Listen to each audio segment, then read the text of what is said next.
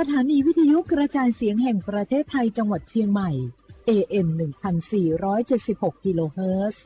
สถานีวิทยุภาคภาษาชาติพันธุ์แห่งเดียวในประเทศไทยที่มีความทันสมัยเชื่อถือได้สร้างอัตลักษณ์กลุ่มชาติพันธุ์สู่สากล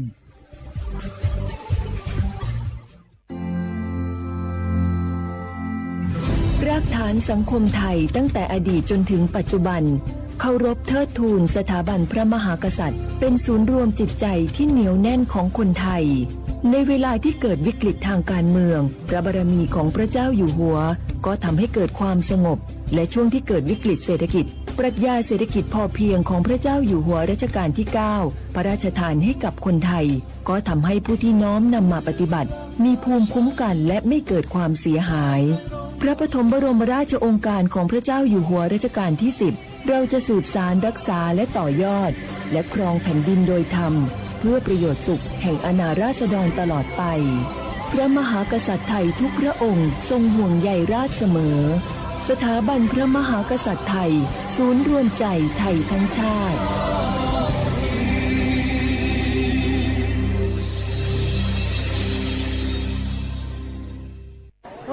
มันนักขนาดนั้นเลยกับพ่อล่ะพอร้องพอเหรอปะเจือหลังหลันแต่ปะดีมาอดมาโอยหน่อยจี้ลองจ้ามพลมานักแต่เอาพ่อล่ะเนี่ยเฮาหลับหูตัวพงกะ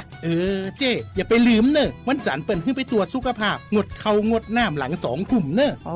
เกือบลืมเหมือนกันนะกะดีเหมือนกันนะหูนี่รู้สึกปวดหลังปวดไหล่จะให้หมอเปิ่นจับเส้นสักกั๊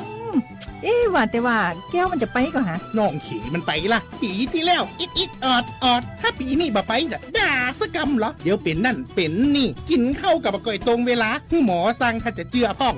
แล้วกับวันนี้มันไปไหนนี่บ่เดียวนี่ปุ่นน่ะน้องฮือมันไปห้องเจ้ามูไม่ยกของปุ่นน่ะตากันมาปุ่นล่ะไปลีกฮือมูที่เพิ่นแข็งแรงจัดการคนเฮาคนเถิบอย่างเจ้นี่ลีกนี่พอมันหาแล้วกันกายพร้อมใจพร้อมเพื่อสุขภาพที่ดีปรารถนาดีจากสำนักงานประชาสัมพันธ์ที่ 3 กรมประชาสัมพันธ์ค่ะชอบบรรยากาศมาพี่ชนแม่วันนี้ปาร์ตี้กันให้สุดๆกันไปเลยจัดไปไหมเมาไหมครับหรอพ่อกลับบ้านได้แล้วเดี๋ยวพรุ่งนี้ก็ต้องไปส่งลูกไปโรงเรียนแต่เช้าอีกจะดื่มอะไรนักหนาเนี่ยนะตื่นไว้อยู่แล้วจะอะไรกันนักกันหนาขอสนุกกับเพื่อนหน่อยดิเหนื่อยมาทั้งวันแค่นี้นะพี่ไปร้านอื่นต่อไปก็ไปพี่ทำไมรถคันนี้มันขับช้าจังเลยอะแซงไปเลยพี่แซงไปไฟแดงก็พาไปเลยพี่ตรงเนี้ยมันไม่มีกล้องไม่โดนจับชัวร์เอาวะไปก็ไปเฮ้ยพี่ระวังรถบนท้องถนนการตัดสินใจพลาดเพียงครั้งเดียวอาจไปถึงความสูญเสียอย่าให้ความสนุกเพียงชั่วครู่กลายเป็นความเศร้าชั่วชีวิตด้วยความปรารถนาดีจากสำนักงานประชาสัมพันธ์ที่ 3 กรมประชาสัมพันธ์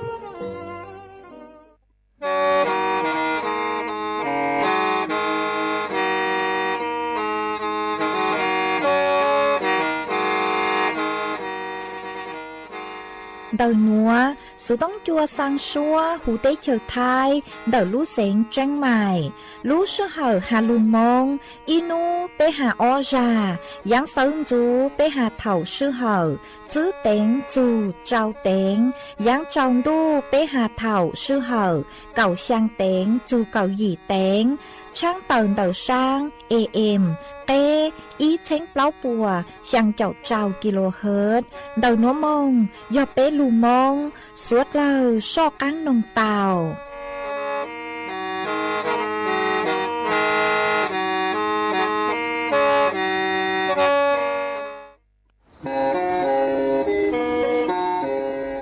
เล่งตือสังเกงโฆษณาจวนเดาสุต้องจัวสังชัวหูเต้เชอไทยเดาลู่เสียงเจ้งใหม่คือยอขอเชอมัวเก๋เป้าดูเก๋ชีฟางนอนรอเตาชงเหงสัญญาณมงเตาเกล้ท่องเปล่าหูลู่เสียงเจ้งใหม่ยอเล่งตือสังเกงนัวหลอนงตัวเตาจวนเดาสุต้องจัวสังชัวหูเต้เชอไทยเดาลู่เสียงเจ้งใหม่จวนเดาตุมเบอร์สุต้องศูนย์จื้อเป้อ้อช่างเจ้าศูนย์เจ้าหยี่หล่อชื่อศูนย์จั่วอ้อเปล่าเจ้าหยี่จื้อช่างจั่ว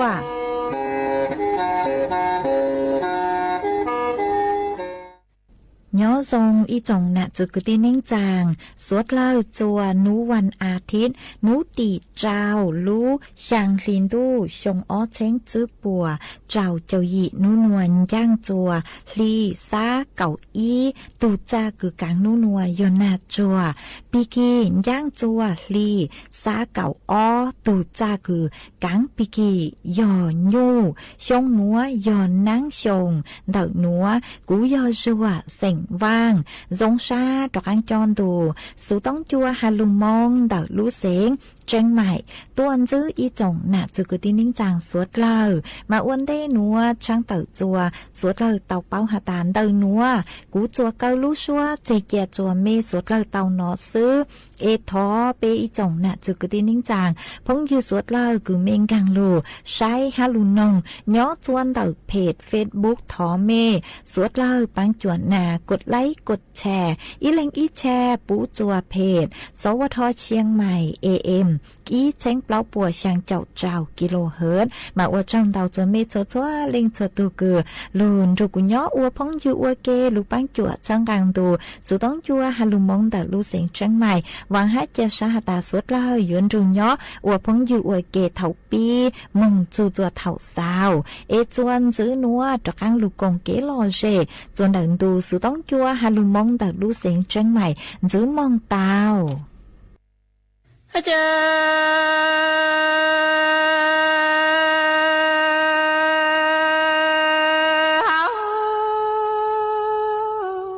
ฮัลโหลเล่งตูเชยนี่ตูโอหลังเขาอ้อนชอนยอลูน้ำหอตูลูชอนตีลูเล่ตูชีกูเยตันใส่เกากู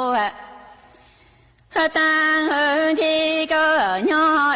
chi sao nè tu lu sa phi lu lệ tu ôm hồn cứ cô tao bi thì nhà cha cô là tu lu bu chi hồ chang ni lệ ô tô sa cô tao thành gạo cô tam hồ ô lu lệ tu lợn nè sĩ sĩ chế lũ lệ tu ôm hồn thọ tao sĩ thế bố lỡ phò chưa châu tu nhỏ cái chi tình nhiều tao cho bao lỡ mồ trong thu trang đi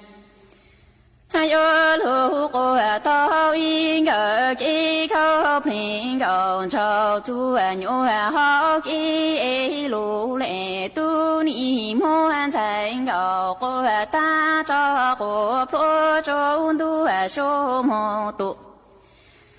ti to chi ho lu lệ tu cha in ni tu ô lần khâu ôn châu lu nam ho tu lu chôn tang lu lệ tu yu sĩ cô ye tan thành gạo cô tăng hơ gơ nhỏ ô lu nè sát lơ mo tu lu sa nhà lu lệ tu ôm hồ khứ cô tao ti bình nhà cha cô là tu lu bu pang lệ yu tô sơn thành gạo cô tăng hồ lu lệ tu lợn nè sĩ nhà chế lu lệ tu ôm hồ tao sĩ thế bố lợi phổ nhớ châu tu nhớ cái cha tê hồ chàng nị yo tao trong bao lỡ mồ trong thu lũ cô tao yên ở cái khâu phiền gồng cho tu nhớ ho ca ấy lù lệ tu thở mô thành gạo cô ta cho cô pro trong tu số mô tu cho tỏ ca hồ lù lệ tu chờ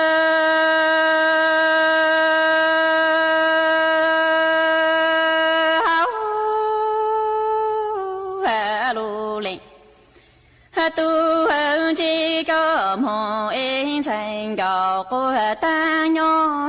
trên thành gạo cô ta ni tuyên du lù lệ tu tình ni du han du luôn tu cha ta cô phở luôn mong tu cho em trên thành gạo cô ta ni ô mò lỡ tu cô ta chàng ni hayo lu cha lu chu tiêu thọ tu lu cô long lu lệ tu yon thành gạo cô ta lu na chi na cô chu tu lu chi trong hồ trang ni cha chỉ sa ô tu lu an ô cha tên thành gạo cô ta yu cha cô chỉ ô na trang lỡ bùn cho trang ni yo lu khó lu lệ tu tu chu phàm a phó chuyên ô chu thành gạo cô ta mô chỉ có ta lỡ mô có ra trang ni yo bu cha cô ra tu y thon trong lu lệ tu chẳng có mô thành gạo cô ta nhỏ nhìn du lu lệ tu lu na tu cha ta cô phở lu mong tu na trên thành gạo cô ta ô mò lỡ tu cô ta chàng ni yo cha lu chu tu nhân thâu thang yon thành gạo cô ta lu na tiên gạo cô dây nhỏ tu lu chi ca tê lu lệ tu chi thành gạo cô ta sa ô tu lu an ô cha tê u cha cô chi ô na cha lỡ bùn cho chàng ni yo lu khó lu lệ tu tu chu phàm a phó chuyên ô chu thành gạo cô ta mô cha có ta lỡ mô có ra chàng ni yo bu cha cô ra tu y thọ chẳng ho lu lệ tu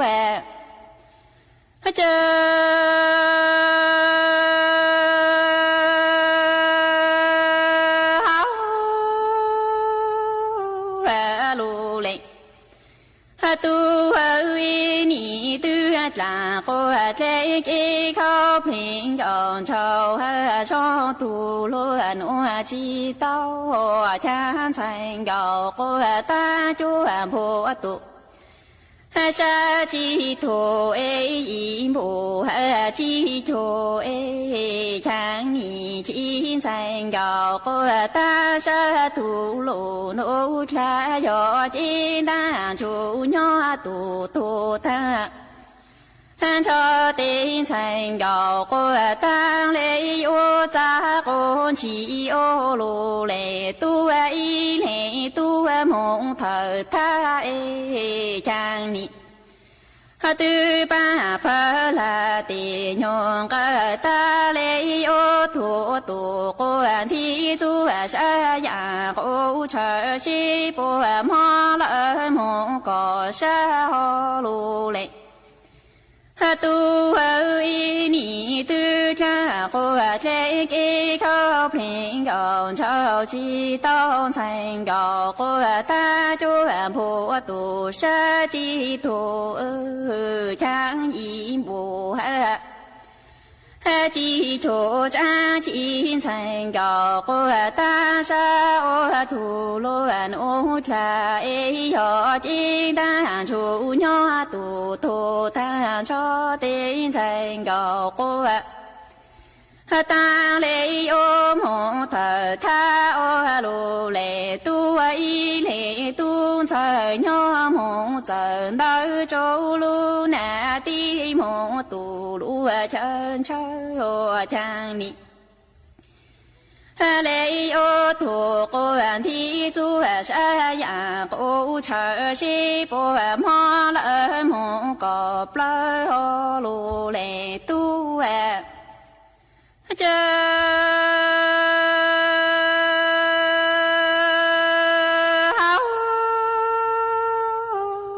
lù lệ tu chi hòn thành gạo của ta lu nà chi ta con chủ nhỏ tu tu ta cho tình nhị che con cho cu linh na cu linh chi luôn à tình ca trang nu mô tu chi tao cha che lu lệ tu ni tu cô se tu lợi yu cô ye ta trang lệ tu lệ cho tu ta cho em ni mo lu lệ tu lo pla lợi tu cô ta cô se lu lệ tu chỉ bao ni tu yo lu lệ tu tu cô sự gạo thao lu cho cha tu mua cho cha ho lu lệ tu yo thành gạo cô ta lu na chi na chủ nhỏ tu tu ta cho te yu che cô cho cu linh na cu lệ chi lu na te ca trang nu mô tu chi tao lệ lu lệ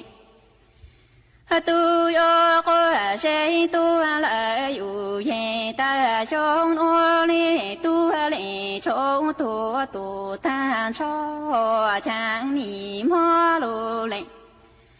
tu lo sa lư cô chú em lòng chưa ô cô cho mô tu nhỏ chính thì con che lu lệ tu chỉ bao ni tu yo lu lệ tu tu cô sự gạo thao lu cho cha tu mua cho chế tên ni cha chỉ nhỏ là xí sao xí tao phô mong bù pa e lu lệ tu ga bồ bao nu trong thế tu lơ thao u mòn thành gạo cô tam lo plam mô tu mò bảo chàng mô Chuan chữ núa yếu mỗi y rang lù bao cho lù thẳng chùa bé sốt lao tàu bao hạt chun tàu ó tùm mó mà rèn cừn chữ nhỏ chuan tàu cho bọn nè ê ua chùa bùa chú xà chống cơn gạo mà cháu lê rang núa của tàu mua tu nụ chữ cứ chua cứ hu hạt tà mó chèn cứ do tu nụ chữ cứ chua lองผู้อำนวยการย่อจวนตะรู้เจชั่วโรงพยาบาลมหาราชนครราชสีมากุเต่าตัวถัวเต่าฮาเลนัวฮาตาฮาจูนเต่าจ้อมอมะเร็งกึนจื้อย่อจวนเต่าจ้อป้อนเนี่ยเออวดจัวปัวจูซาจงกึงเก่ามากุมัวเจ้าเลนัวตุ่มมอมะเร็งกึนจื้อหาตาจอปะเนี่ยเตาใจจ้องแหงฮะอัวจัวปัวจุซาอัวลำดับที่อีหน่วยเจยอตุ่มมอมะเร็งย่อจวนเต่าลุ่มมีมาตุ่มมอมะเร็งย่อจวนเต่าลุ่มมีหน่วยเจเจ๋งชื่อเต่าเป้าลู่เฮาเป้าเม่งเจ๋งหาตาลุนเต่าลังก็ชื่อตาชื่อมากุมัวปัจจัยเสียงดาวจังอย่างคืออัวจัวมัวเป็นสื่อเต่าใจตุ่มมอมะเร็งย่อจวนเต่าลุ่มมีมาย่อลุนเต่า จอต้นเองคือมัวประวัติหาตาอยู่เจนเองเตาใจตุมอมะเร็งยอจวนเดามีฮะยอจวนเดาลูเจมีญัวฮะชื่อทางเล่นเดาโนยงเดาจู่ๆตัวกุมัวเป็นสื่อเตาใจฮะอีอย่างปัจจัยเสียงย่อเก๋คือเฮาหลวยแย่งเฮาเล่เฮาเจ้าจอดเข้าใจฮะจอต้นเองคือนอดชั่วยาคุมดาวนุเจโยอจัวเป้เตาใจจอฮอร์โมนอวลุชเหินเดกุมัวปิงสืออวจัวเตาใจตุมอมะเร็งย่อจวนดักลูมีเตาฮะอย่างจวนจื้อนุเจยอจอต้นเองคือมัวมีญัวเจอแล้วชื่อจอต้นเองคือชื่อมัวมีญัวนุเจกุมัวปิงสืออวจัวเตาใจตุมอมะเร็งย่อจวนดักลูมีเตาฮะมาเกคือโยลุตีไทยนุเจอยู่ยัวจู่เตาลูช้อเฮาเตเฮาเจ้าช้อเฮาหลวดแย้งอาจจะอยู่ตุมียวนน้ออยู่ลุมีฮะยัวเตาออกกำลังกายช้อนยอตื้อยื้อหัวอย่างหมอมะเร็งที่อ้อคืออวดจัวมั่วจอปะเนี่ยคือปวดจุซาอวลำดับที่อ้อนุเจยอตุมหมอมะเร็งคือยอจวนเดเจ้าเจมีญัวมาตุมหมอมะเร็งคือยอจวนเดเจ้าเจมีญัวนุเจกูยอลุนเดเกคือเตาใจจอกังหมอกูยอสายพันธุ์เก่าเจ้าฮะเก่ายี่มาจอกังหมอเชื้อไวรัสหนวนี่กูอยู่ซื้อกี่เตาจวนดาวดาวขอเชอซื้อเลคือเดเกอวเปลงอวยีโลแล้วซื้อเกคืออยู่มุงกลางเต้ห้องน้ำคือนือจือหูนอหรอเต้เถากูมัวเป็นสื่อคือเตาใจเกซื้อกี่ลุนดอกคอนเตาเตาฮะมาเกคือยูลูตีไทยตุมมอมะเร็งยอดจวนเดอเจ้าเจมีญัวนุเจกูมัวเป็นสื่ออวเตาใจเลนัวย่อนานุนีนัวกูมัวจอวัคซีนคือตีไทยตุ่มหมอมะเร็งกุญยอจนเดเจ้าเจมีญัวมันนึกมัวเป็นสื่อตีไทยเตายอจั่วเจ้าจื้อเฝ่งปัวมัวเป็นสื่อเกาเตาจื้อเถาคือหาตามัวนุยงจั่วชงยีมองมาเกาเตาจื้อหายอจนเดจอป้อนเนี่ยจื้อเน่งรอปัวเล่งมัวเป็นสื่อเกาตัววัคซีนหัวเตาหอหาอย่างจนจื้อนุเจยอจู่เตามงชวนจั่วกั้วคัดกรองตุ่มหมอมะเร็งยอดจนเดอยู่ลุ้นเจ้าเจมีญัวไม่ยอหาตายอยู่กว่าจื้อใช่นุเจกุมัวเป็นสื่อคือหาตายยัวตีไทยเต่าใส่มาวีเล่นเตานุเจจ่อหนูจื้อคือใช้ชัวเกนนอกกังเห่าหูปวดชาลีหาตาเป๊ะจ่อปอเนี่ยสวดเลยยัวจู่เตามงกัวตรวจสุขภาพประจำปียัวจู่เตามงกัวตุ่มหมอมะเร็งจื้อหายอดจนเดมีโลแล้วชื่อยอดจนเดเป๊ะรู้เจ้าเจมีญัวเป๊ะยัวจู่งกว่ามงกัวเปรูเจอีชงอีจาหลอกกูเตาหาหนอเอชาเลลูตีท้ายชุปุกว่าเปเตาใจจอมมอมะเร็งคือยอจอมมอคืออวดจวมเตาปัวจูสาจ้องเกิงเก่ามากุมัวจะหลุดทางอวดเกเป้าเลนัวจัวเป๊สดเลยเตาเป้าเลนัว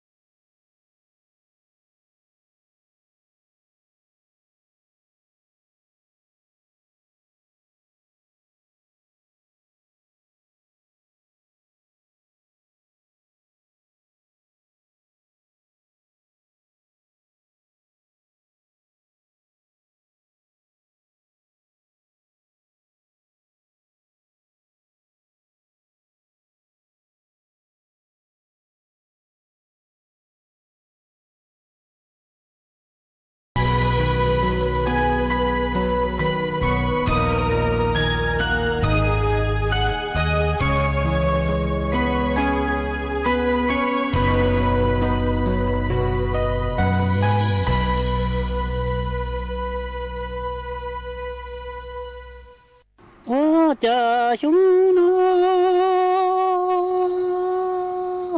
家把国蒙古说家都努了努登哎着把国蒙古说哎我能够梦望着哎荣耀了罗诺为要都努了努登哎登chỉ mò nhà lo mò thế tống mò lờ nhà cha ca lia lo chỉ bún ba e tia sơ chỉ tao bà qua mò ngô xóa lo cha tu mò lờ nô tống e ý lưng nhá cha tu mò lờ nô tống e sống lờ yu dân trâu bà qua mò ngô số tia có quá sẽ mù lờ đồ tế cha cú chỉ mò nhà lo mò chi cú mò quá lùa lò lăng trâu trả ma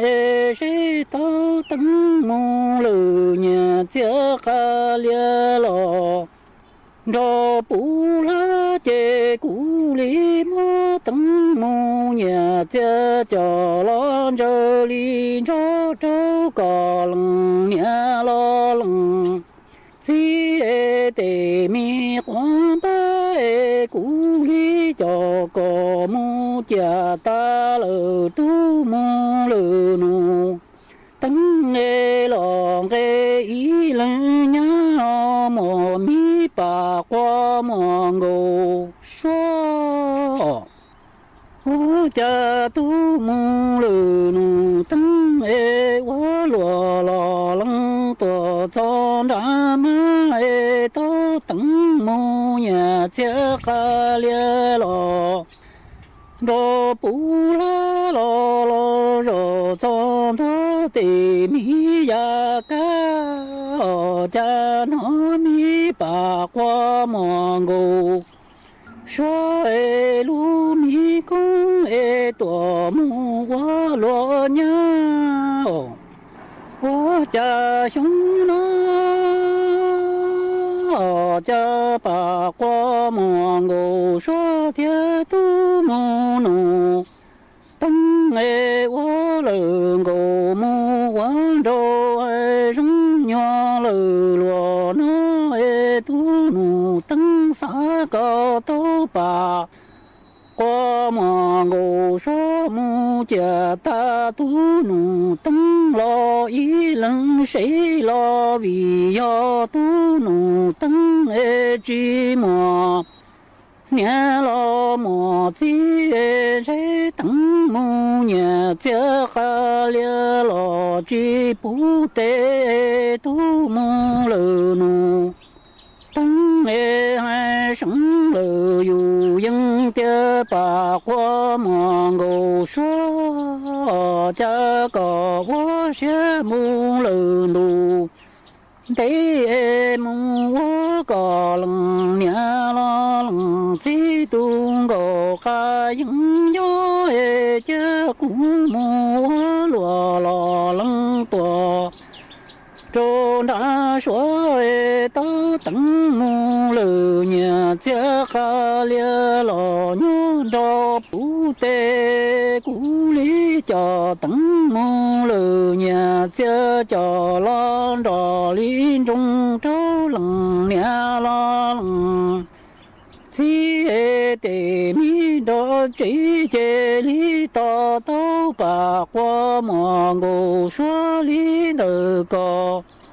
ý mù cha ta tu mù lờ nụ tăng lo nhà cái ý lăng sĩ yo bà qua mò ngô xóa cha tu mù lờ nụ tăng mù quá lùa lò lăng tùa cho đã xóa tao tăng phá mù nhà cha ca lia tùa mù bù tê trả lý rõ lo cho thơ tê ya kê chế tu mù lù nụ tăng ê nó ta bà qua mò ngô xóa lũ bê mù hóa lúa sĩ ở cha tu nụ tăng ê xá lý rõ lo chi xia lo rõ cho thơ bà qua mò ngô xóa lằng nia lo lằng chi tê mi ta cho e chi nó bà qua mò ngô xóa li lu mù xóa lo mi bà qua mò ngô xóa cha chi tu mù lù nụ tư lu xia e ca chư mù lo sa mù đây to na tu nụ lù nụ tăng ổm cha chúng nó bà qua mò ngô xóa chỉ mù lử cha ra quá nhớ ta tu nô lử nô tăng nghe trở li rủ lo cho thơ cho bà qua mò ngô xóa lằng nia lằng chi tê nhớ to cha lo chi nó bà qua mò ngô xóa lo lu mù xóa cha tu nô lư nô tăng chi lu xế lo sa to linh thi na chế cả tu tua lỡ xí lý ru bà qua mò ngô xóa lằng nia lằng chi yo mu bà qua mò ngô xóa mi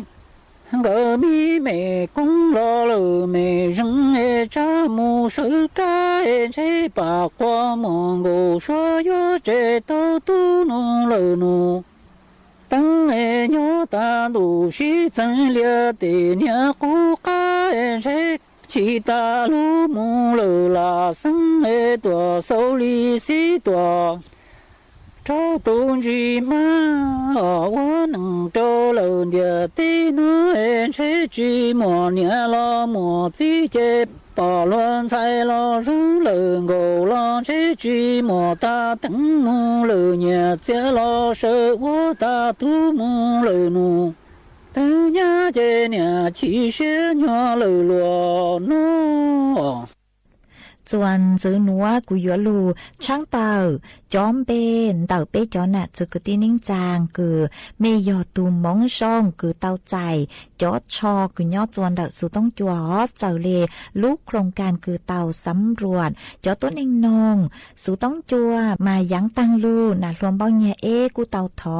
เป้จอน่ะจือกตีนิ่งจางสุดล่ากว่าช่องเต่าหันเต่าสู่ต้องตัวสำรวจเกณฑ์นองเต่าสู่ต้องจัวมากุมัวยอกเก่าเล่งอ๋อคือเมกูเต่าเชาไม่จอมเบตัวมายอดจนดักสุต้องจวนโนเจเปกูเต่าจับฉลากเหลหาตาเล่งตือคือยอตุมมองช่องคือยัวเต่าจอดชอคือยอดจนดักสุต้องจัวมาตั้งชื่อนัวโนเจกูยลูช่างเต่าจอมเบอ๋อหาตาเล่งตือคือยอตูคือเต่าจอดชอนัวมายุมัวเปล่าเล่งอ๋อมัวเจ้าเล่นัวตูที่อียอนายเท้ายืนยงคิริมาศย้อจวนดักลูจอบ้านแม่โถตูที่อ้อยอนายธินกรมหาชลทานย้อจัวหมู่ที่หยี่ตำบลรวมไทยอำเภอพบพระลุเสงตากตูที่ไปยอคูเสงจ้างย้อจัวหมู่ที่เปล้าตำบลกองแขกอำเภอแม่แจ่มดักลูเสงเชียงใหม่ตูที่เปล้าหยอบพัวพันนาอมรชัยย้อจัวลู่จอหนองหอยช้าตำบลป่งแยงอำเภอแม่ริมดักลู่เสงเชียงใหม่มาเมเปล้าเลงหยอบเปล้าเลงคือมงจองอ๋อคือเต้าชอคือย้อจวนดักสูต้องจัวมาลู่ช่างเต่าเมจอมเบจัวเมสวดเลยเต่าเป้าย้อจัวอีอ้อนูนัวนูเจ สูต้องจัวหยัวมัวจอชอหนัวสร้างไปรษณีย์ตัวจู่จัวเมหอไหมโยหตาอีออนูหนัวมัวเบอร์สูต้องเดาจอเจ้าหน้าที่ขนส่งเดาสูต้องจัวเมนุเจเมหอใจสูต้องห้าจอเจ้าหน้าที่ขนส่งปวดทะเลสร้างจอชอนเดาตัวจู่จัวเมเปล่าเล่งกือยอบเปล่าเล่งกือหมงชองกือเตาจอชอไม่โยหตาเล่งตือกือเมชองเบตัวจื้อเตานอลเมชอตูชาหอวีโยหตาจอชอนือจุมวนเตาจัวเตายอบเปล่าเล่งซื้อไฟจัวหลือไหหนึ่งห้าเจจัวเตายอเปล่าเล่งซื้อเมชอตูชาหรือจายอหตามัวเตลูเฮาหรือเกือมัวมัวนัวจะลูไฟนัวเจมังเลจอกังจะลูช่างเต่ามังเลจอกังจะลูไฟจัวไปจอหน้าจือกตินิ่งจางสวดเล่าว่าจ้องเตาจัวเมจัวเล่งจัวตูเกือเตามัวเก๋กงเตปังจัวสำรวจผู้ฟังจนเดินดูสุต้องจัวฮัลลูมองดัดลูเสียงจังใหม่ฮะอ๋อกูมัวจะลูช่างเต่าเลนัวจัวสวดเลยเต่าเป้าเลนัวก็ตื้อรู้ก็หนาก็จีอีอย่างเลเท่าก็จิงมีก็หนาก็จีรู้ก็เลยรอจีเต่าเอาเป็นอุทลุโนมวยตูกุตีเนี่ยจะช่างเตเถิมบลอยังเก่าเตหูรุ่นโดนนองแฮดหนึ่งเต่าเสาอีคอจูนแต่หนึ่งห้าหนึ่งจีตัวจกูก็กูมัดทางจอตัวโจอีจงหนาจีกุตีนิจางห้าจงพงอยู่สุดเลยตอนน้องวัวเกเกเป้าอย่าเล่นเด้อกูถอยเจอสุดเลยลูกกงดูจกูเนี่ยจะรู้เชื่อหนูจากูมัดทางจะเป็นสุดเลยตอนน้องวัวเกโมเลอีหยบละตูกุตีหนูคาตัวจกูตาต่างสีนวนึกจีตัวมันน้องยงยีเจ้าอ้อยวนเย่จวยยีเจ้าเป้ชงละเตาจีเดลูหนูเจมัวอีนูเท่าหนึ่งห้าหนึ่งจีเอาตัวตั้งต่อย้อนแต่อีลูโซฟาใช่นังลูกชิเห็นเด้อเจเจอมัวอีตัวงัวยางพลอลูเจอจนแต่ลูกเข้าใจเจหนึ่งจีเฉลยนงหนึ่งตาตู้แต่ลูกเข้าใจแต่ยอดลังจีเจหนึ่งเฉลยเตจนหนึ่งจีตาจีแต่ยอดอีตัวงัวเสือเตากะเลยอีมุงโจอ้อนาทีเดซื้อเจนึกจีเจอดอกอันนงจีฮตาแต่พอใจเดอยอดลังจีเจนึกเฉลยดอกอันเตจนนึกจีฮตาเดยองก็จีตุปลาจอเลยอเป็นนาทีดอกอันซื้อเจนึกจีเจอดอกอันนงจีฮตาแต่พอใจเดยอดลังจีทองเดเจตื้อจนนึงเบาเตอเจเจอเลยนึกเฉลยเตจนนึกจีฮตาก็นะฮะจีก็ชินอหรอแต่สีตุยปลาจอเลยอเป็นนาทีดอกอันซื้อเจนึกจีเจอดอกอันนงกลัวฮตาแต่เข้าใจได้ยอดลังจีจานอโอโจนึงเบาเตอเห็นเจนึกเฉลนเทนึกจีฮตาตื้อฮตายองโง่นจีเจยกกูคาดไปเจอหลืนจีห้าจังยนงมงลูตุกขอกูซื้อโคตรเท่าโลเท่านึงหาเลโนโจนึกจีตันทอซื้อเจนึกจะม้วนหนักตัวห้าเสาเจมุจนโดยรงเลยลูชีเห็นเดอนึงหนักกูย่อเจเดอฮะเจนึงหนักยิ่งปูห้าหนอต่างสวยอย่างเจเท่านึงมงรงชานึงจากกันเราจูเจนึงหนักทะเลเจเตาอีพงแต่กูจวนนึงห้าหาจวนนึงฮะตาแต่น้อยยังก็จีพงแต่คือก็จีชาวจูก็จีลูกในเท่าเจรัวหรือจูจตั้งชิโนกูสังก็มั่วจมูกใหญ่จมูกตื่นก็ทะเลเป้าฮะตาก็จีลูกในโรลิจังเจเท่านึงจอนึงจีพงแต่จมูกใหญ่นึงจันทัวมุจุยคอนึงจีชาวฮะตาshông nó của tu mua oi shông đầu lại nữ tăng tỏ siêu hà lưu nô nó của họ bu mồ hôi lự họ cũng nhớ chế rủ của tu nữ màn dị lưu hẹn nữ tặng lệ giờ của im lông xa lúc xí hở cứ của rủ của tu nhớ hữu chế chế chở mỗi tuần qua giang lưu trời trong tại lúc họ trải của tu nông của hà ta tu nhớ tại lúc họ trải tại giờ trang trí của cha lệ kha cho nữ hà ta tại giờ qua ta chỉ tu phải rõ sư nữ trọ căn nông của lo hà ta tu nhon tại lúc hạt trên tại giờ trang trí của trọ căn kha cho nữ hà ta tại giờ qua nữ tàu nông của lên nô mông lù chu nên gạo trâu nên gạo sáng rang gạo lò của gì té há uất tu rong kha cho nữ giờ nữ giờ nông phải chơi ra lò của gì uất té há của gì uất chìm bao tờ lệ của một cái rong xa hẹn cứ nô nô của tu chơi hà tàu tuồng qua lại hà nữ bao tuồng qua lại có chỉ lúc có hẹn giờ chỉ tu rong rau lưu chùa có chỉ cha sa cho có y lệnh sư nè thảo nữ tàu nhẹ nữ chỉ cho lưu ta ở chùa nữ nọ nữ lúc sa mò bọn gạo lấy mỗi y lúc loạn chạy cú ở chàng thảo u của nông của chỉ cho nên gạo tại bê chờ ra của chỉ tu chỉ tông bao tờ cho cú ở nu nọ của chỉ nhà nông của chụp bao nhờ ra sư của dạy xin bao tờ cho của chỉ lợi nữ bao hà tại giang tàng lưu hà nu nọ nữ tàu ô chú lù hành cho nữ chí nữ cha lệ mang trận đồng một chú cho hát thọ chí đợi nữ chí chỉ lệ thòng đợi lù giờ nữ cha lệ ô sa đến để hát lù lù nữ nạ nữ chí lù chú cho nanu nô ê ý chồng cứ tiếp phong dư có bây giờ ý từ cứ tăng tỏ cho lệ nô cho cái nạ có chí hát có sang hát ta có bộ tàu lù có nạ có chí chào hát chị nhỏ nô nô yêu nạ yêu chí lao lại ê khó mua lọ bí chỉ bù kế bon dê lọ bí chỉ nó lù họ lút lư lọ du chỉ tàu rồng ế một tề dạng yêu tứ khá cho nữ ó bê ra lại lọ nữ tứ trịnh du chỉ tàu nữ trịnh đó căng nụ yêu lô ha một tề thảo ế yêu chỉ chơi sáng yêu trịnh tông bao tờ han thề yêu nạ yêu chỉ ta chỉ có bốn yêu căng thảo có trịnh giàu ế lên từ yêu tù tố có chế tề xịu có mông kế lên từ yêu tù cử khá có hà lù lên từ yêu tù tu ha say xùa có lên từ yêu tù khứ cho có nòn trà cho có nắng ế có cha lấy lút lú rồng gâu rồng đỏ hát tên chế lấy nà nô nô từ cứ ô xuôi dạng lên nô cho yu ế giờ yu nạ ha yu chín gấu sư ế ý chồng nạ chỉ cứ tin đi trang ha chồng không yu suốt lời có bộ bao hạt ta có nạ có chỉ số nu số lâu ru ru ế lúc sư hở cứ yun ru yu nhỏ từ chúa chờ của ru lại giờ lên đó thầu cứ có luôn nó khó video nó lại u thọ có lút lú có nạ có chỉ có chị nhỏ nó thọ có cho lên cho từ yun trong hạt taคุณพ่อเท่าภูเขากะคุณแม่เท่าฟ้ากับแผ่นดิน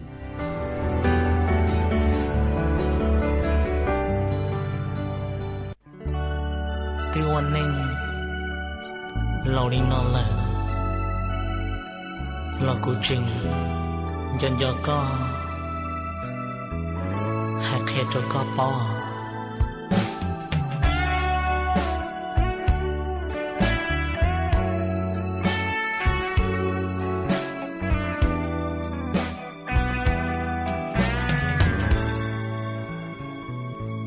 ชาโดโกจึงยันยาก็จะปะเท่าดูชาโดนาเราจึงยันยาจะปะเท่าซาเตกูเธอมูชินจีya ti da chi cứ cho mong lo tu ai yo lo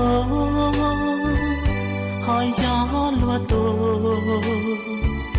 วันนิ่งควันดู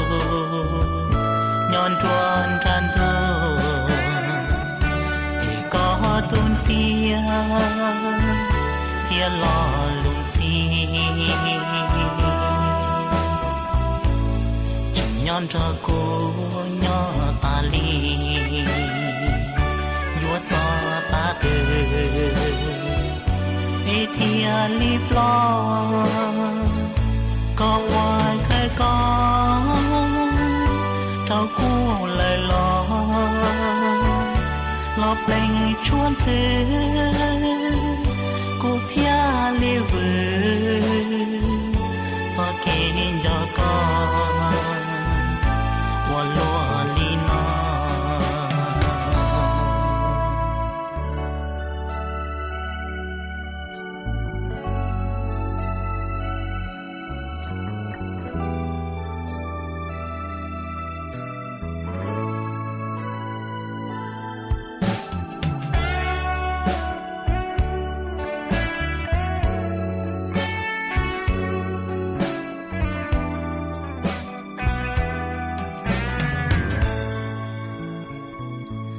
Chando na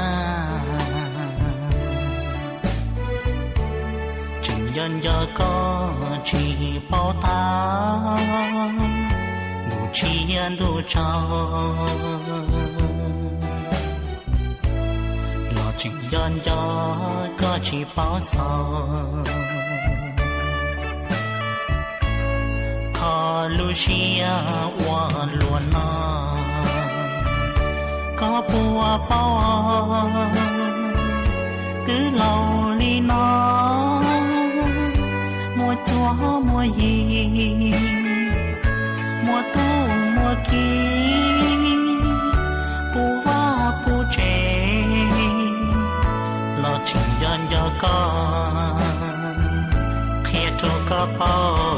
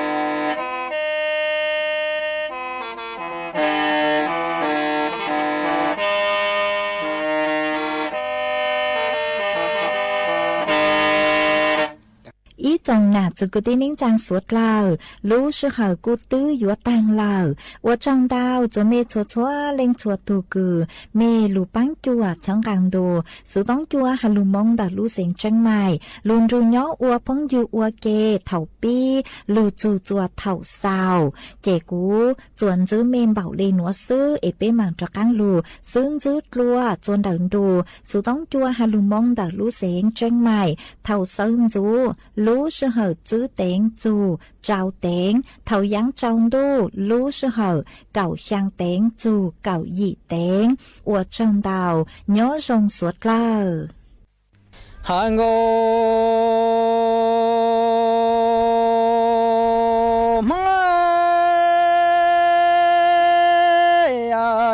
กูจะมองโกเสือมองโกเสืออยาสิลันตูเตียงโอสือจีตัวละตูเตียงนงเสียนตอนเนียนงจือเตียนยาฉันชัวกาวันโกลียายาเกปูเปีย沙漠的罗兰都里的主都人物拉都强哦是啊，大呀只能都点餐哦是呀年纪多了都点了。下一点年真穿那个年个只有到是一个一样年问我里人么，伢长真都不背好的，妈哎只人肚里的主都人物还都这样哦，是啊。大乱都点哦，是你几多？毛爱龙想到娘龙就点着，几娘这几口高，大我多了都点年多给的都点给我到，毛爱。当你点技能都点年几多？妈，你点干着，几年这几个古哎，大了都要多了，都点年要多给的都点给瓜树啊米哦是啊，你啊米哦是你家乱都。的诺多，马呀诺多，长大的心多爱讲年个记着有了真，第二年第二冬是一个红梅蒙古，夸爱年，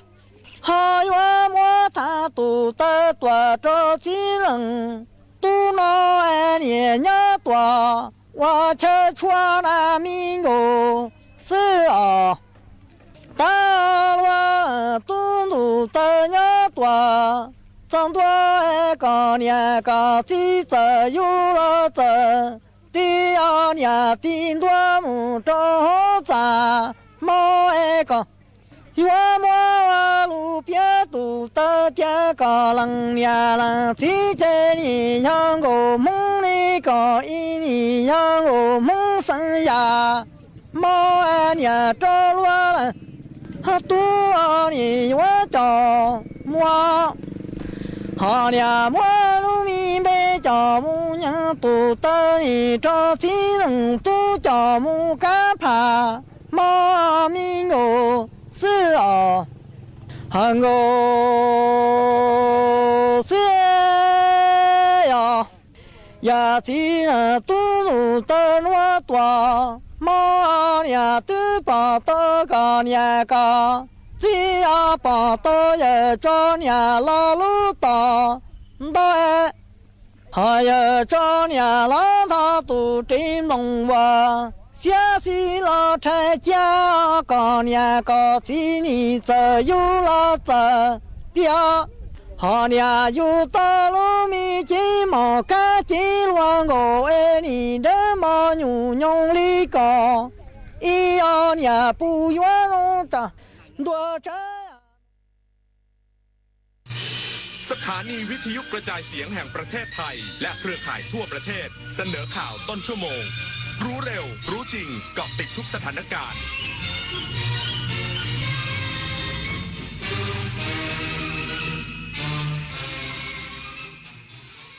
รับฟังข่าวต้นชั่วโมง 6 นาฬิกากับนฤนาถแข็งขันรัฐมนตรีว่าการกระทรวงอุตสาหกรรมสั่งระงับการให้ใบอนุญาตโรงงานรีไซเคิลพร้อมให้เร่งตรวจสอบโรงงานที่มีใบอนุญาตทั้งหมดอีกสักครู่กลับมาติดตามรายละเอียดค่ะเยาวชนคือพลังสำคัญในการขับเคลื่อนอาเซียนไปข้างหน้าประเทศไทยพร้อมสนับสนุนเครือข่ายเยาวชนอาเซียนให้แข็งแรงเป็นมิตรและรวมพลังด้วยการสนับสนุนเครื่องมือดิจิทัลและพื้นที่ให้เยาวชนได้แสดงออกลงทุนในโครงการพัฒนาเยาวชนสนับสนุนความร่วมมือข้ามพรมแดนและส่งเสริมการเข้าถึงการศึกษาทักษะสำหรับอนาคตอย่างเท่าเทียมเยาวชนอาเซียนคือพลังสร้างอนาคตถนนดนตรีไลฟ์เดือนกรกฎาคมพบกับศิลปินนอนเปลผู้เฮกล่อมความฝันด้วยบทเพลงปลูกใจจุ้ยสุบุญเลี้ยงพร้อมวงธมนเด็กๆจากโรงเรียนเล็กในทุ่งกว้างบุรีรัมย์วันพุธที่30กรกฎาคม2568เวลา 18 นาฬิกาณห้องออดิทอเรียมอาคารศูนย์ปฏิบัติการถนนวิภาวดีรังสิตกรุงเทพมหานครติดต่อเข้าชมฟรีได้ที่ Facebook ถนนดนตรีเรายังเป็นนักเดินทางร่วมเป็นส่วนหนึ่งของเส้นทางซอฟต์พาวเวอร์ในงาน Splash Soft Power Forum 2025 และเปลี่ยนเรียนรู้สร้างเครือข่ายกับผู้เชี่ยวชาญระดับโลกทั้งจากไทยอเมริกายุโรปและเอเชียค้นพบโอกาสธุรกิจจากวิสัยทัศน์ของศิลปินและผู้ประกอบการใน 14 อุตสาหกรรมซอฟต์พาวเวอร์พร้อมชมนิทรรศการและการแสดงอีกมากมายร่วมขับเคลื่อนวัฒนธรรมและความสร้างสรรค์ของคนไทยให้กลายเป็นโอกาสทางเศรษฐกิจอย่างยั่งยืน 8-11 กรกฎาคมนี้ณศูนย์ประชุมแห่งชาติสิริกิติ์คนไทยรักสุขภาพฟังทางนี้ขอเชิญร่วมออกกำลังกายสร้างสังคมสุขภาพดีกับโครงการแสงนำใจไทยทั้งชาติเดินวิ่งปั่นป้องกันอัมพาตครั้งที่ 11 เฉลิมพระเกียรติด้วยแนวคิดใหม่ออกกำลังกายเป็นนิสัยห่างไกลสโตรก No Stop No Stroke สมัครได้แล้ววันนี้ที่ wrb11.thai.run ถึง 31 สิงหาคม 2568 มาร่วมกันทำให้การออกกำลังกายเป็นส่วนหนึ่งในชีวิตประจำวันแล้วมาเดินวิ่งปั่นพร้อมกันทั่วประเทศ 2 พฤศจิกายนนี้รัฐมนตรีว่าการกระทรวงอุตสาหกรรมสั่งระงับการให้ใบอนุญาตโรงงานรีไซเคิลพร้อมให้เร่งตรวจสอบโรงงานที่มีใบอนุญาตทั้งหมดเพื่อปราบปรามอุตสาหกรรมศูนย์เหรียญนายเอกนัทพร้อมพันธ์รัฐมนตรีว่าการกระทรวงอุตสาหกรรมกล่าวว่าได้สั่งระงับการออกใบอนุญาตและเร่งตรวจการประกอบกิจการของโรงงานที่ได้ใบอนุญาตไปทั้งหมดหากพบไม่ดำเนินการให้ถูกต้องจะสั่งให้หยุดกิจการปรับปรุงปิดกิจการเพิกถอนใบอนุญาตและดำเนินคดีตามลำดับเพื่อเร่งคืนพื้นที่ปลอดภัยและบังคับใช้กฎหมายกับธุรกิจสีเทาเพื่อสร้างโอกาสให้อุตสาหกรรมสีเขียวในไทยสามารถยืนหยัดได้เนื่องจากที่ผ่านมาประเทศไทยปล่อยปละละเลยกับการควบคุมภาคอุตสาหกรรมจนถูกทั่วโลกมองว่าเป็นทางผ่านของสินค้าสวมสิทธิ์เป็นที่รวบรวมสินค้าเลี่ยงภาษีและด้อยคุณภาพเอื้อประโยชน์ต่ออุตสาหกรรมศูนย์เหรียญโดยเฉพาะในพื้นที่เขตพัฒนาพิเศษภาคตะวันออกหรือ EEC ที่ออกใบอนุญาตโรงงานรีไซเคิลสะสมมาหลายปีจนเกินความต้องการแต่กลับพบหลายบริษัททำธุรกิจรับกำจัดกากอุตสาหกรรมแบบผิดกฎหมายรวมถึงมีการนำเข้ากากอุตสาหกรรมที่เป็นพิษและผิดกฎหมายมาเพิ่มปฏิพล สถพรหมารายงานกรมอุทยานแห่งชาติสัตว์ป่าและพันธุ์พืชเร่งสร้างเส้นทางอารยสถาปัตย์ในพื้นที่อุทยานแห่งชาติเขาใหญ่เพื่อรองรับผู้พิการผู้ทุพพลภาพและผู้สูงอายุให้สามารถเข้าถึงและใช้ประโยชน์ได้อย่างเท่าเทียม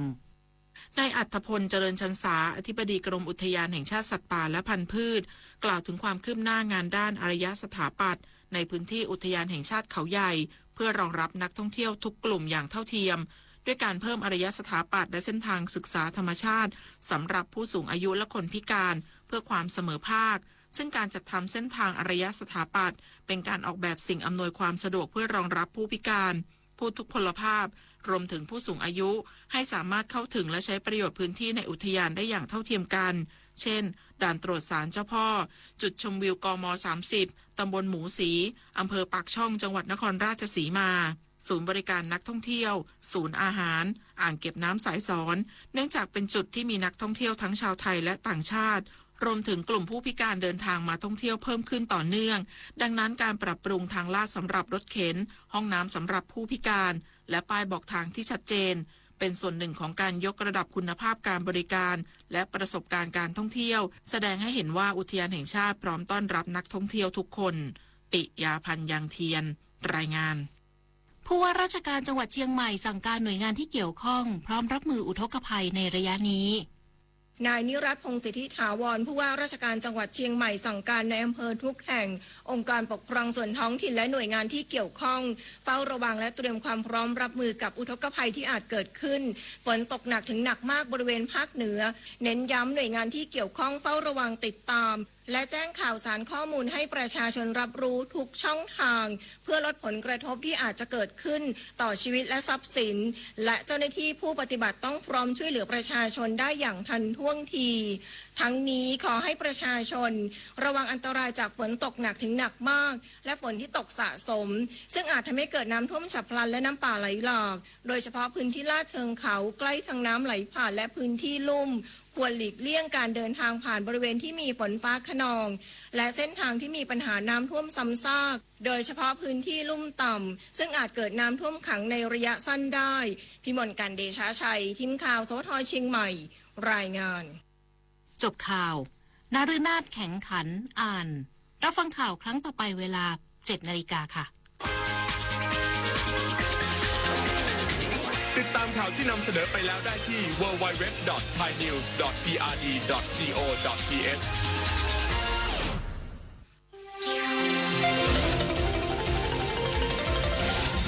วิทยุแห่งประเทศไทยให้ความรู้คู่ความสุข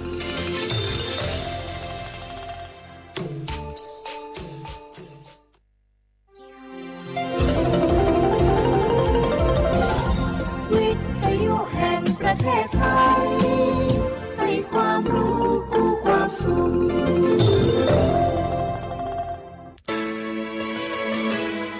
สถานีวิทยุกระจายเสียงแห่งประเทศไทยจังหวัดเชียงใหม่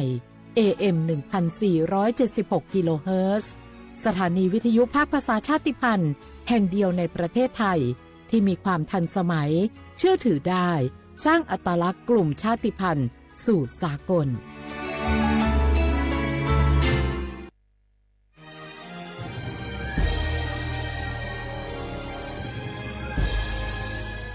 เกิดเป็นคนไทยเติบโตบนผืนแผ่นดินไทยจงภูมิใจในความเป็นไทย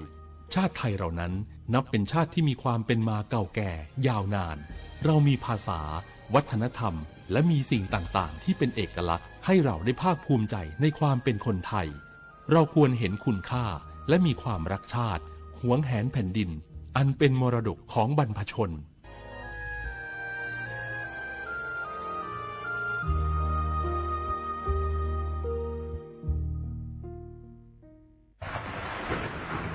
ฝนตกหนักน้ำท่วมภัยธรรมชาติที่เราหลีกเลี่ยงไม่ได้แต่เราสามารถเตรียมตัวให้พร้อมเพื่อความปลอดภัยของทุกคนในครอบครัวได้ก่อนน้ำมาเตรียมตัวให้พร้อมเก็บของสำคัญขึ้นที่สูงเช่นเอกสารสำคัญเงินสดและสิ่งของจำเป็นอื่นๆและถ้าหากบ้านอยู่ในพื้นที่เสี่ยงให้ติดตามข่าวสารจากทางราชการอย่างใกล้ชิดเตรียมไฟฉายแบตเตอรี่สำรองวิทยุสื่อสารและยาสามัญประจำบ้านไว้ให้พร้อมและอย่าลืมตรวจสอบเส้นทางอพยพที่ใกล้ที่สุดด้วยขณะเกิดน้ำท่วมอย่าเดินฝ่าน้ำที่ไหลแรงหลีกเลี่ยงการสัมผัสกระแสไฟฟ้าและหากต้องอพยพให้ปฏิบัติตามคำแนะนำของเจ้าหน้าที่อย่างเคร่งครัดเมื่อภัยผ่านพ้นตรวจสอบความเสียหายของบ้านและทำความสะอาดเพื่อป้องกันโรคที่มากับน้ำท่วมเตรียมตัวให้พร้อมก่อนภัยมาถึงเราจึงจะปลอดภัยด้วยความปรารถนาดีจากสำนักงานประชาสัมพันธ์ที่ 3 กรมประชาสัมพันธ์กู้ภัยโทรมาบอกว่าป่อน้องรถแฉลบน้องบ่คิดบ่ฝันเลยว่าวันนั้นจะเป็นวันสุดท้าย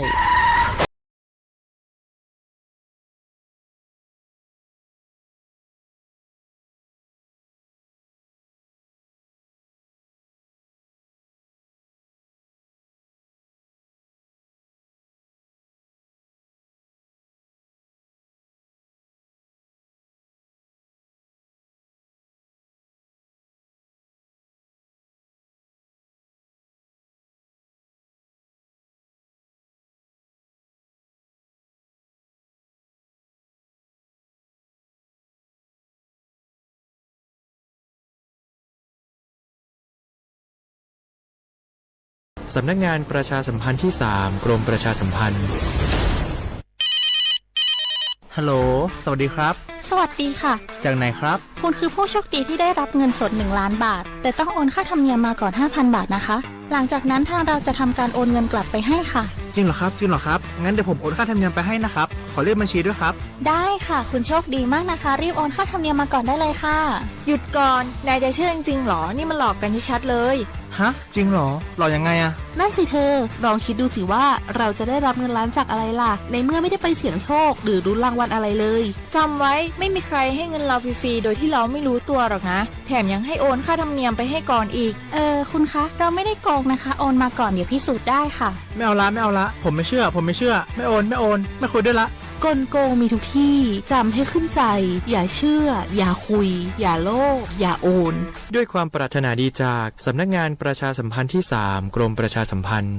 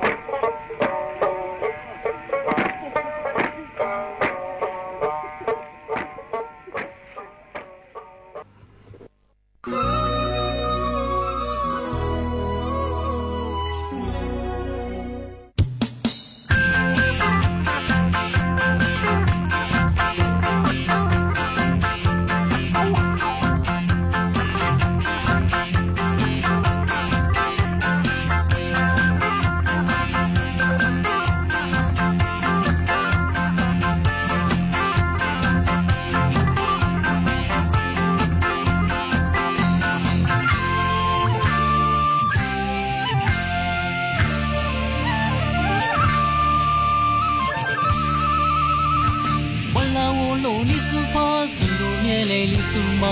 俺们走去爬过边，你过去，我的路边嘛里苏我，家里来是做梦啥嘞，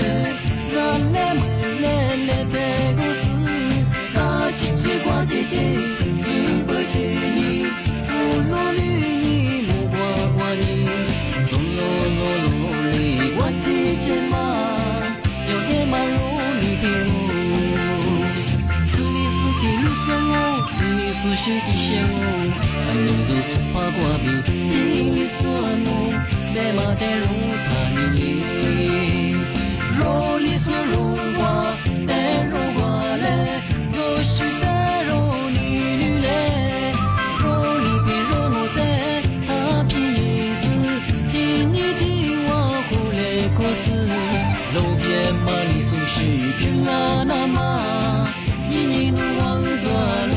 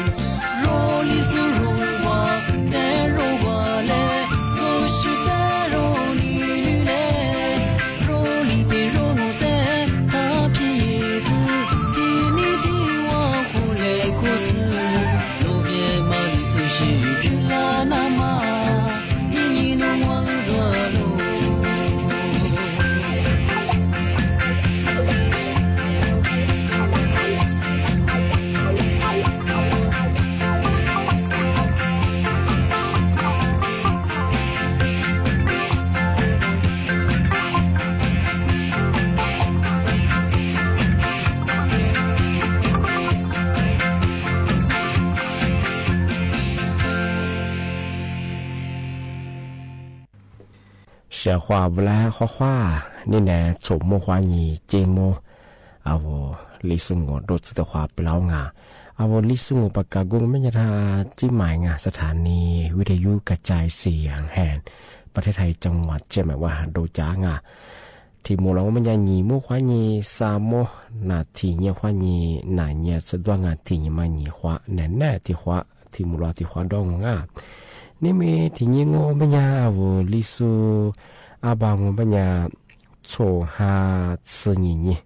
นี่มีที่เนี่ยมาคือโถลายยังไงยี่โคยี่ตัวยี่จังหวะโคอาวลิสูอาบาเป็นเขาบอกคือพารากะอาจจะเป็นอย่างว่าไทยอาบางเป็นอย่างคือนี่มีที่เนี่ยมาชีฮาโชยี่ที่นี่มั้งอ่ะนี่มีที่นี่มาคือวันอาทิตย์ไงวันอาทิตย์ที่6ไงเดือนกรกฎาคมไงพศก็คือ2568ที่กมาโง่ไงว่าเขาว่าถ้าวิทยุเขายินนาจาสูไงถ้าไล่สู่ว่าตื่นสุดก็คือข้อความโง่ไงที่นี่เฮงไงนี่เดี๋ยวเขาว่าช่วยมาปีใหม่ซื้อจีใช่ไหมเฮงไงมีรางวัลนะปีใหม่เฮียงไงเมื่อสั่งว่ามันยังเคยเรียกว่ากัญชาไงจีบชามาคือเสรียมาเฮงไงโยเลยโยไงอันนี้ก็ลาว่าลินิชาลียมาเมื่อสั่งคือที่ลียมาน้องไงมาว่ามาจับคือ ใบอนุญาตจะว่าใบแล้วลองแพทย์จะว่างาเอายิบุซุงโอไม่ยังคือเอาใบอนุญาตจะว่าถึงอธิบายว่ายิบุสุดาพาวงบ่คือยิบุซุงาใบแล้วลองแพทย์จะว่าบ่ดงาที่มายุ่งมันยังคือฝ่าฝืนยังไงสุดท้ายยิบให้หัวยัดยังว่าจำคูดไงคูดไม่มาเคยติดคูดเบี้ยหรอกผู้บ่าวคือยิมมาทีเดียวโคจ้าบ้างงานทำมาคือยาตันหนุ่งไงท่าจิ้มแบบว่าทีแจ้งเตือนพลังงานทำมาคือพอเชื่อว่าทำมาปีมาทีสุดจริงใช่ไหมทีนี้ที่ถึงมาโง่ไม่ยังไงทำมาคือยาธนาคารคือย่างการทีแจ้งตีจ้างาอามาสายก็คือกลุ่มมิชาชีงานลัดโซมาคาสุกเกิดจากสุดมาคือรัฐโทฟลาเนียมาสันโนแอดมาธนาคารมายิปัญหาจัวอะไรแบบเฮงนธนาคารยาทำสายยากว่ายี่ไอกว่ายี่เฉยๆมาที่อยู่เจ้าเป็นยังง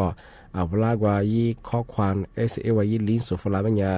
หนูว่ายี่เดี๋ยวนี้ยี่สุดาโลยังหนูเลขบัญชีชักเกินหนูยี่ข้อมูลก่อเกินที่ยี่หนูสแกนได้ยี่เป็นยังไงเราที่ทุฟลาชิงไงที่มายี่แบบเฮไม่แชร์เพราะว่าเรื่องยังเฮจ้าหนูบัญชีผู้บัตรมาเฮหนูโอ้มันนางอโกยมันนาเบอร์ว่าที่เลกุยที่เบสเฉยๆไงอาจจะเบอร์ถ้าเกิดว่ามาซึ่งมันยังอาธรรมญาธนาคารที่เลทุฟลากุลีเจ้าที่เลเจ้าเบอร์ว่ายิ่งที่เลยาลิเบลีเย่เบอร์ไงสุดท้ายเบอร์งอผู้บ่าวยาเพียเตข้อมูลเพียที่แต่ยางานเบอร์ยังมีความเสี่ยงยางที่เบยังญาธนาคารเบยังสุดธนาคารมันยังญาณนโยบายที่ชิมาจูบเฉยไงกว่าเจ้าหน้าที่ยาหลัดชอบแบ่งอย่างว่าที่ทุฟลานีปะข้อเชื่อมากูเลทิลียีดลอยยีอีข้อมูลเกิดมาจากที่เชื่อมาจุดไปช่องงานปีข้อสูเวลาป้าชีไปจังไม่ยังไงสูว่ายี่ว่ายี่ข้อความได้หลังยี่อะไรมาคือนั่นแหละว่ายี่เดี๋ยวจะไม่ยังกว่าธนาคารสาขานี้ติดต่อยี่ไปยังไงช่องงานที่ไปยังช่องงานมาคือเนี่ยตัวฝาลาไปช่องงานว่าคือมันแน่ใจมาซื้อมันจะคือไงถ่ายเย่ไงกว่าพาซื้อใช่ป่ะคือกว่าธนาคารสาขาไงแล้วมาจะแบบนี้กว่าติดต่อที่สอบทางช่องงานมาเคยถึงมาปีมาแจ้งเตือนใช่ไหมช่องได้ทีนี้ที่มาจะเชื่อไงที่ถึงมาปีมาแจ้งเตือนใช่เมื่อสำนักงานทรัพยากรน้ำแห่งชาติไงสทนชบ้างใช่ไงญาติจะตะบัวที่กับกูนิสุเตยิสุงยาตุยยิงโงเป็นยาหลายพื้นที่ว่าอาจจะมาหรงมีความเสี่ยงมาคือที่ลีจัวบรงกว่าดินสลายมารับประชิกว่าอย่ามางานถึงมหาลิศทางอาจจะยาพันเนี่ยก็คือลีจังหวัดที่ลีแจ้งเตยฝรั่งยิวที่กำโงเป็นยาเธอจังหวัดเชียงรายจังหวัดเชียงรายงอปัญญาอำเภอเมืองเชียงรายอาทิเยแม่สายอาทิเยคืออำเภอพญาเมลายอาทิเยเวียนชัยบรงอาทิเยอำเภอเถิงอาทิเยเชียงของเวียงแกนงอาทิเยอำเภอเชียงแสงที่ที่ก้มยาคือจังหวัดน่านปัญญาคืออำเภอน่านอาทิเยคืออำเภอบ่อเกลือบ้างอาทิเยอำเภอทุ่งช้างอาทิเยอำเภอบัวอาทิตย์อำเภอภูมิพินบ้างอาทิตย์อำเภอสองแขวบ้างที่ติดกลางมันยาคือจังหวัดพะเยามันยาคืออำเภอพะเยาอาทิตย์คือดอกคำใต้บ้างอาทิตย์เชียงคามอาทิตย์เชียนม่วนบ้างที่จะกลางมันคือจังหวัดตากมันยาอำเภอท่าสอนยางทำมาคือ4จังหวัดทำมาคือภาคเหนือทั้งหมดบางเขาโชว์ที่พื้นที่ทำมาจากสุบคือยาอัติยาฝาลาบรงเทวันที่6วันยังที่ชุนยี่วันยี่สื่อยังไงสิฮะยุคนี้ตัวอย่างจุดเสียกงยาบางคือพื้นที่มาคืออะไรเนี่ยมีความเสี่ยงยาบรงที่เมืองฮาเลียมาที่นี่อาจจะเยอะมากที่นี่ก็วันอยู่บางทีดินสไลด์มางบางคือมาแต่ฝาละจำมองช่วงง่ายยาคือที่ดีเจนเตือนฝรั่งที่เบญเมื่อสักนั้นละคือมังกรที่ขวาเงินนั่งอาจจะมังกรนักกันยาสุปขวาที่ขวาชุลขวาง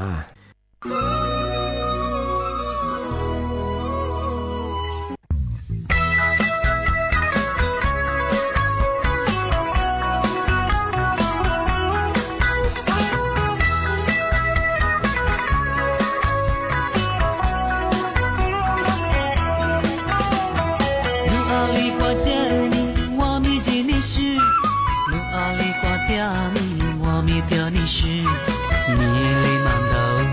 你是咋能去？咱你妈瓜努的里斯家，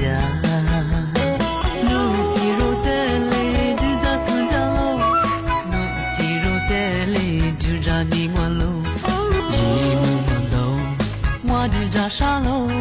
让你妈瓜努的里斯家，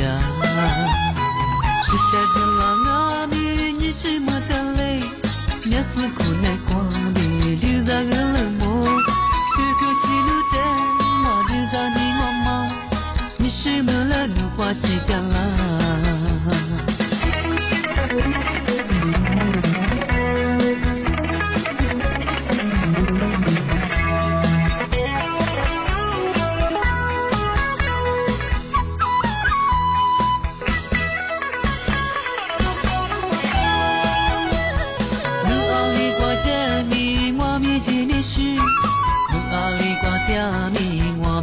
你是你里满头，你是咋能去？让你妈瓜努的里斯家，努皮肉的里就在斯家喽，努皮肉的里就在你玩喽，一路满头，我就让沙喽，让你妈瓜努的里斯家，我的第四瓜米你是么的嘞？也是苦内瓜米。就在个冷漠，这个记录的，我就在你妈妈，你是么了？你花起掉了，是在个浪啊米，你是么掉嘞？也是苦内瓜米，就在海边摸，这个记录的，我就在自家嘛，你是么了？你花起掉了。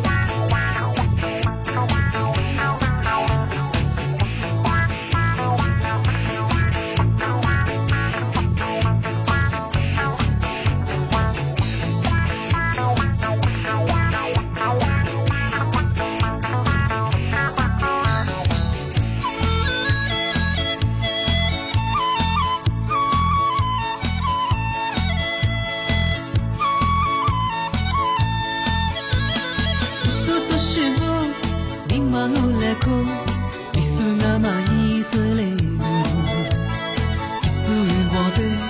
如果当时我可去比如之类的说，你所以你不，你妈过来哭，是家那次你色泪的，请不负如悲，只挂着妈，你所做事若不我也，你所以你不，一直花期待。马天的光路千里，你素一对杯，你素挂着马，你素高米煮条子嘞，哟么么闹，哦一个，可是呀你。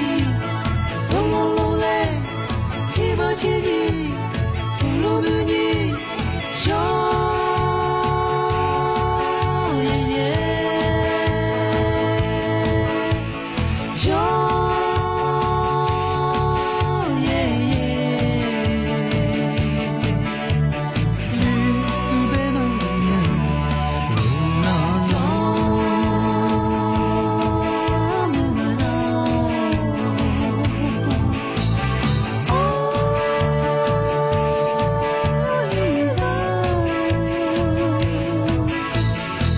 是要你从容落泪，记不记你，不如不你，小爷爷，小爷爷，绿树白毛呀，路那路。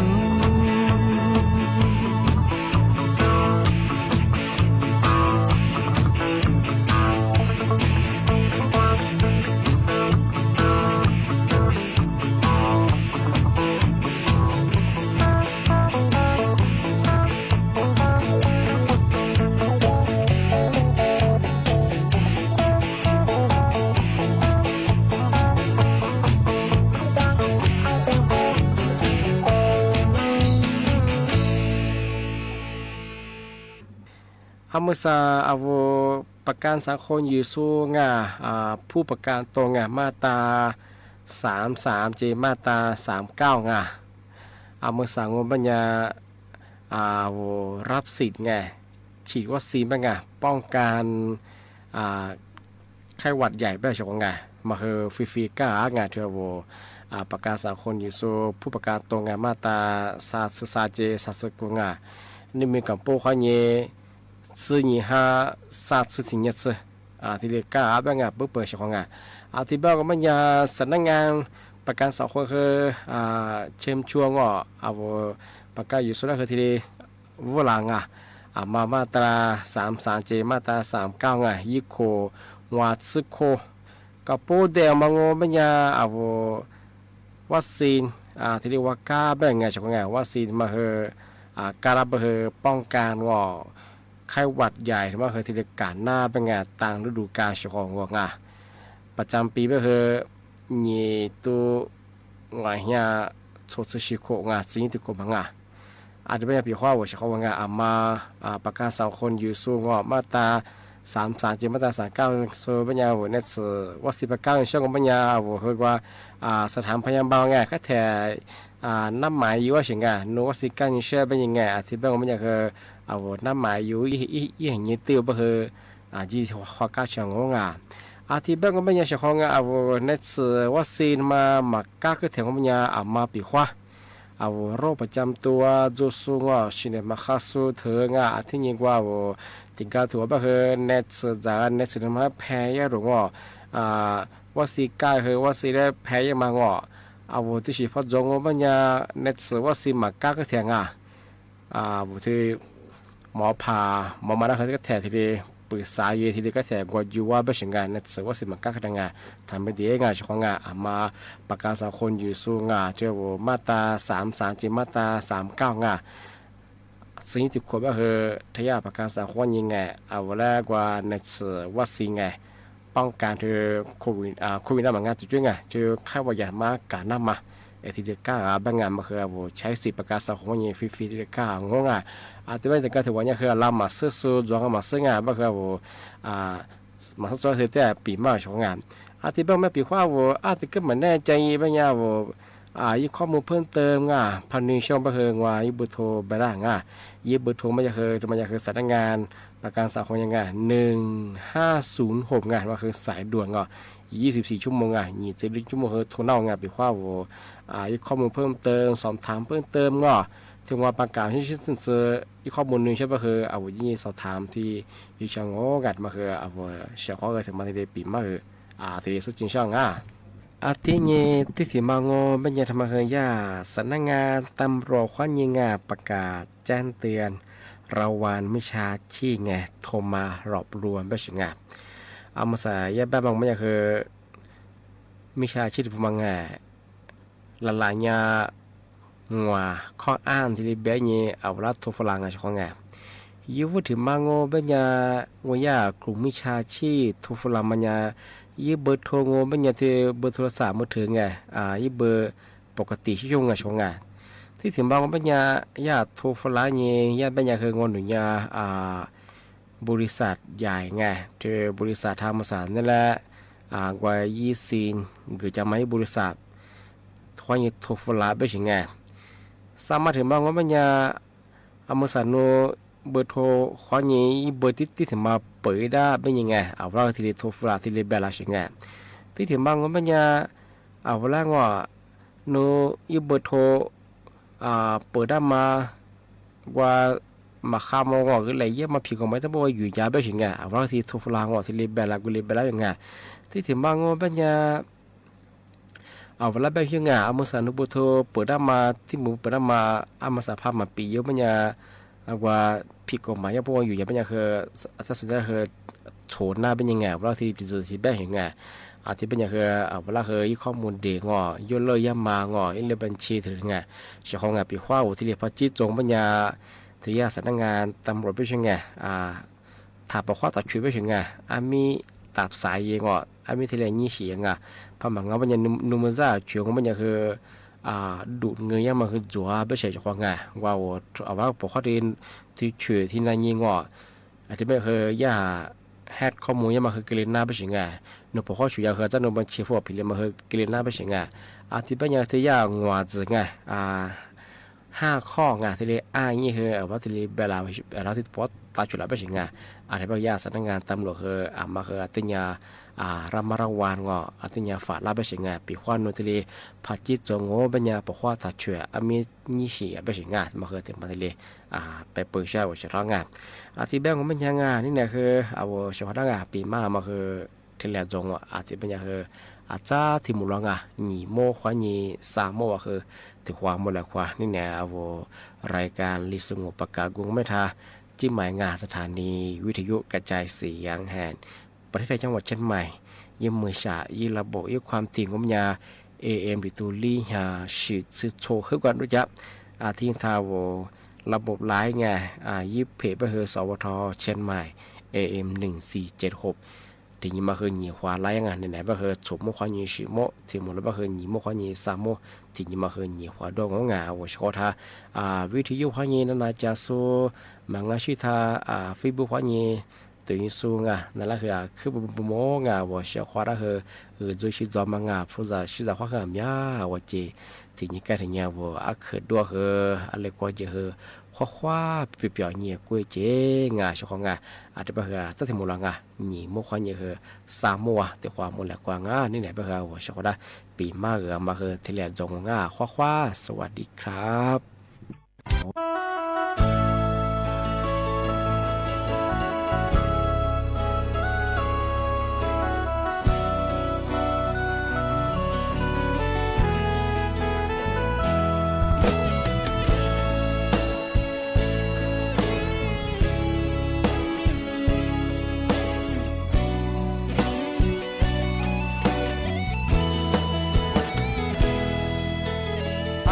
Ni no mabe wanu ni te no zela no ni makubwa wate julio dia semua tiro Ramami do mami Ale vesunun te fuke balase Inalo besul nisho Wanu ni te no selo Roni ni te mo chichi Yulio Nini dia semua tiro Chomeza tiro aleve Aleve senun te mille kedase Mille ke madao Mille ke madao Matiro lale Mille ke madao Nune ni nelo Kole mani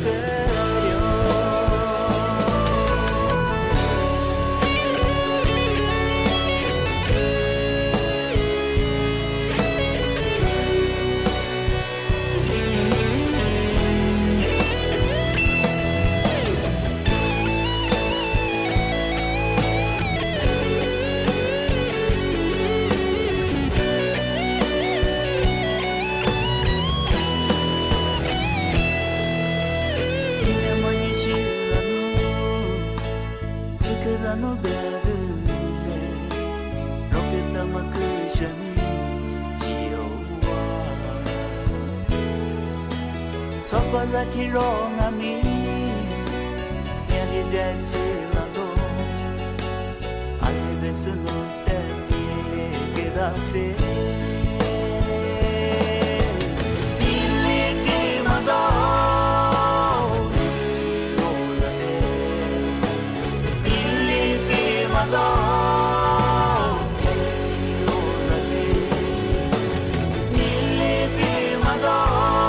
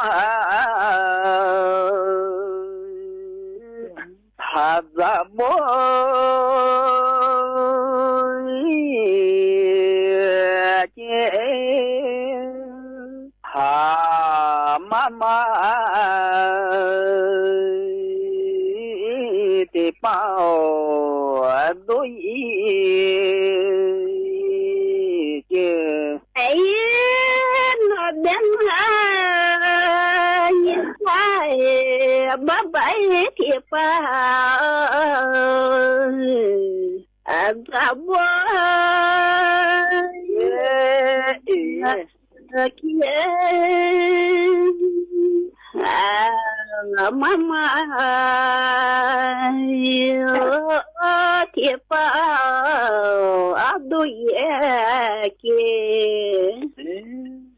每次不做咋不去，你做咋就都一些。他是和计较，你是妈妈娘没错也不多，咋不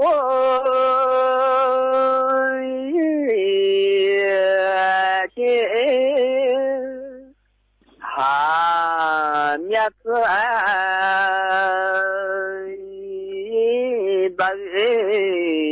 大都嘿，那边你是边嘛呀？么子不是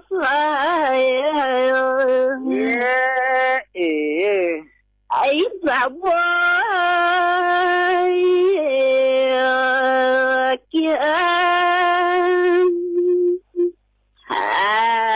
面子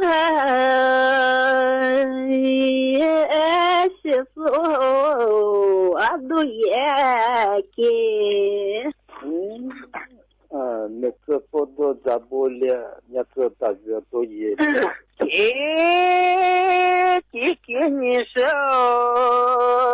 你是那么年么子不多，还咋不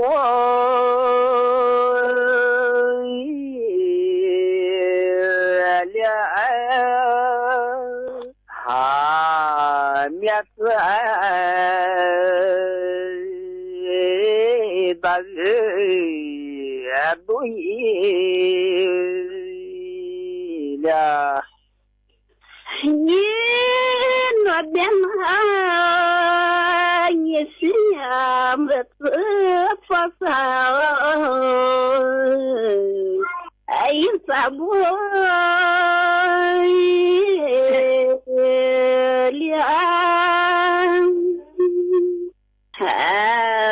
面子是说都也了，你是我你诺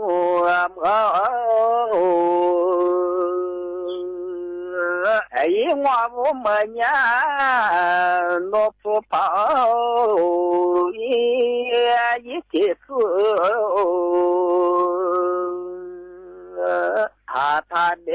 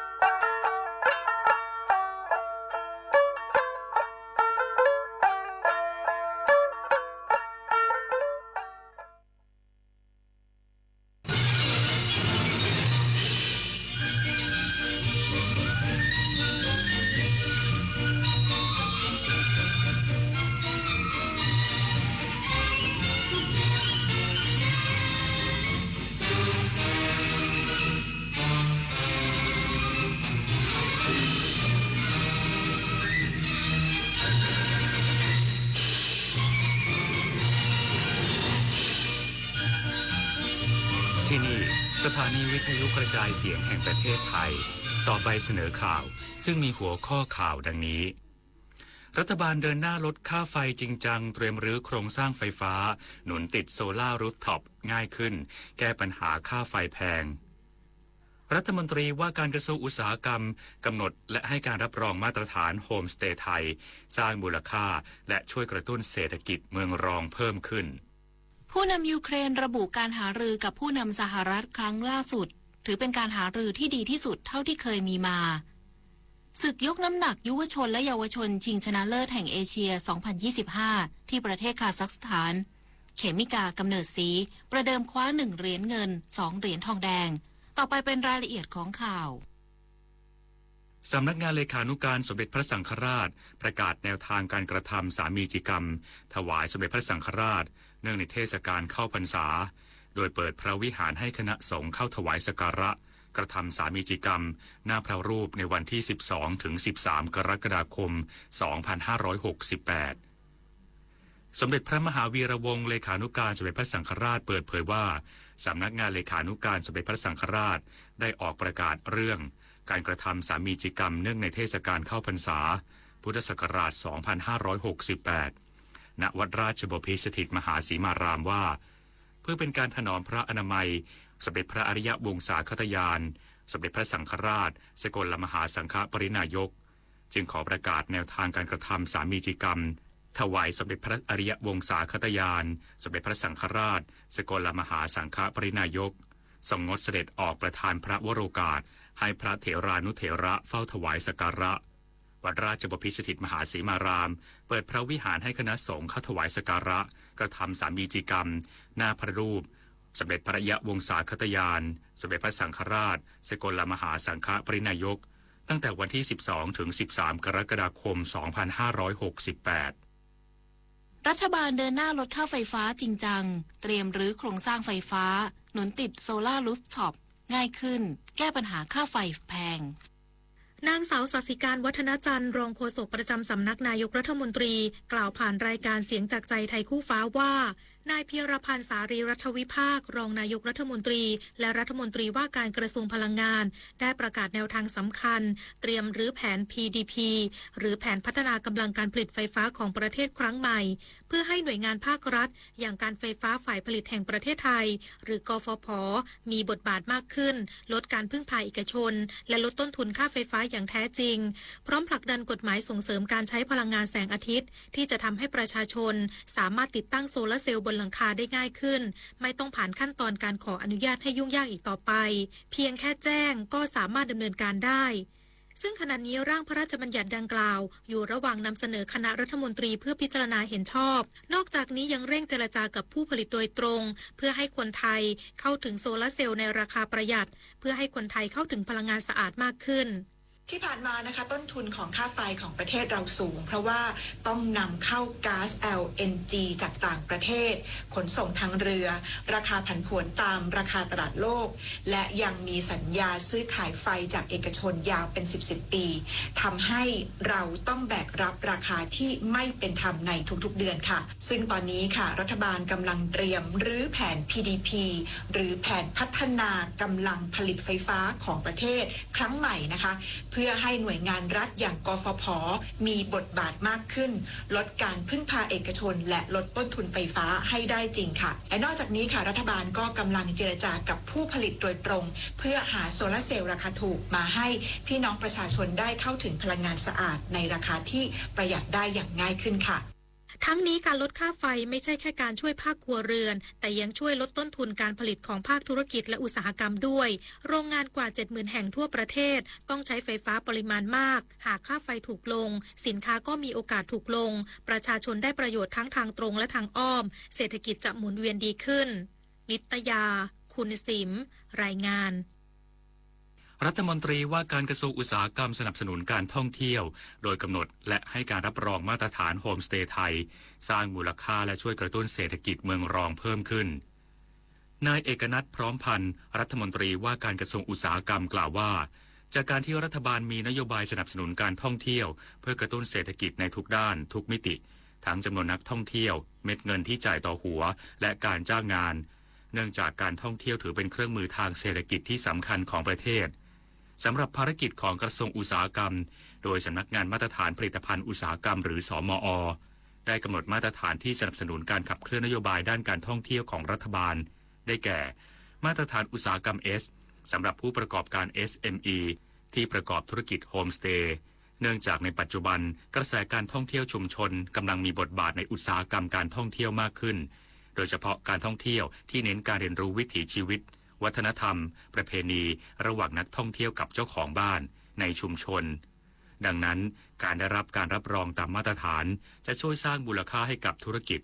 ทำให้นักท่องเที่ยวทั้งชาวไทยและชาวต่างชาติเกิดความเชื่อมั่นในคุณภาพการให้บริการของสถานประกอบการระดับ SME ในประเทศไทย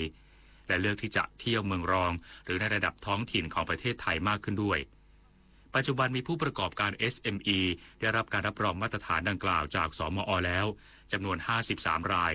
เป็นโฮมสเตย์ที่ตั้งอยู่ใกล้เคียงสถานที่ท่องเที่ยวทุกภาคทั่วประเทศ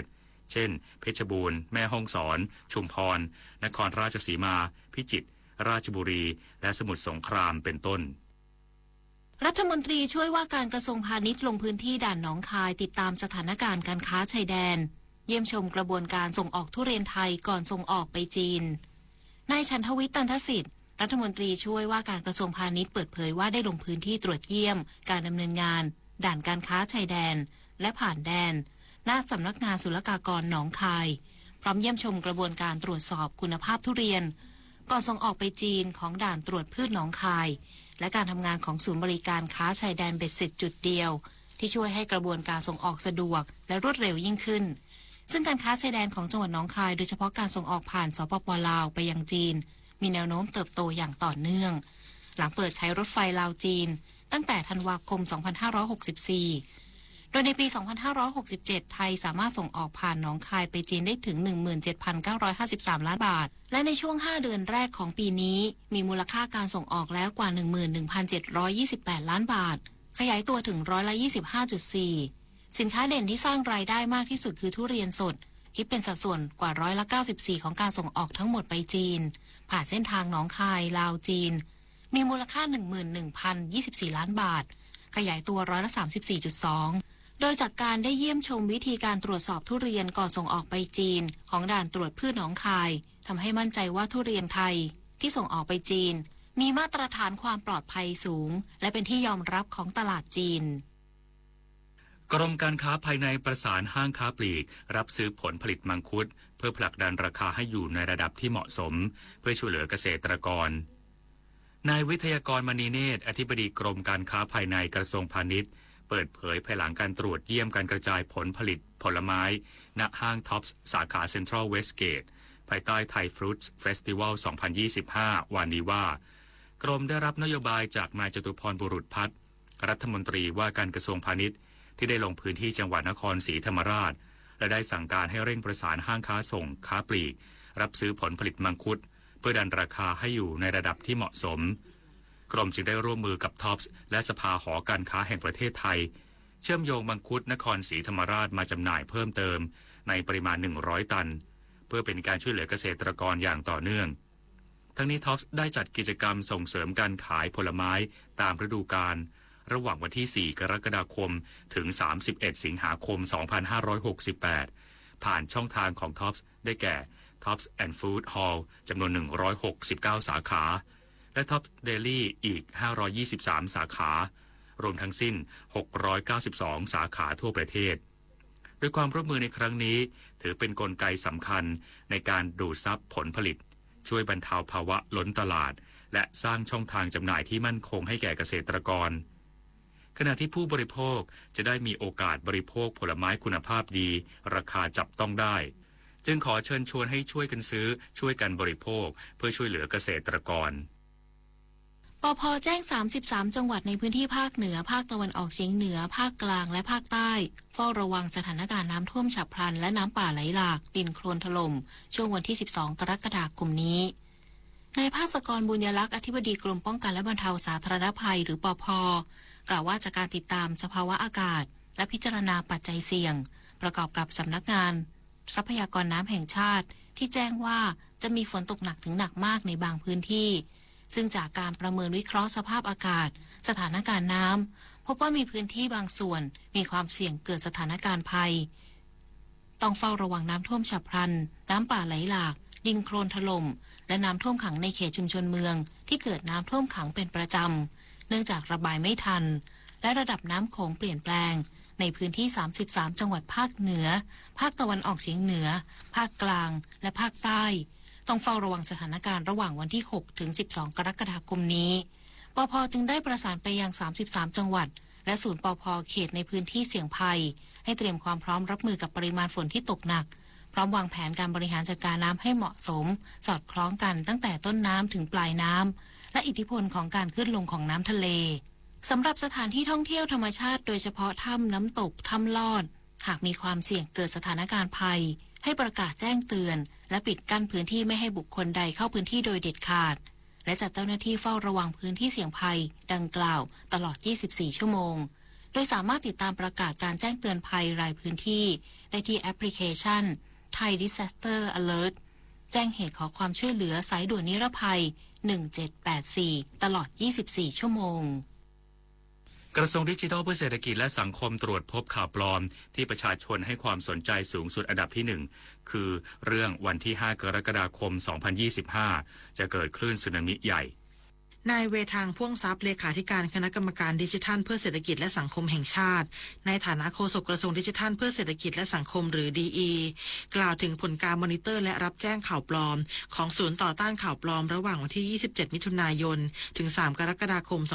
2568พบข่าวปลอมที่ได้รับความสนใจในลำดับต้นๆในสัปดาห์นี้เป็นข่าวเกี่ยวกับเรื่องของภัยพิบัติความมั่นคงระหว่างประเทศข่าวเรื่องผลิตภัณฑ์สุขภาพและเรื่องสุขภาพซึ่งมีผลกระทบต่อสังคมส่วนใหญ่ทำให้เกิดความตื่นตระหนกวิตกกังวลสับสนเข้าใจผิดได้โดยข่าวที่ได้รับความสนใจจากประชาชนมากที่สุดวันที่5กรกฎาคม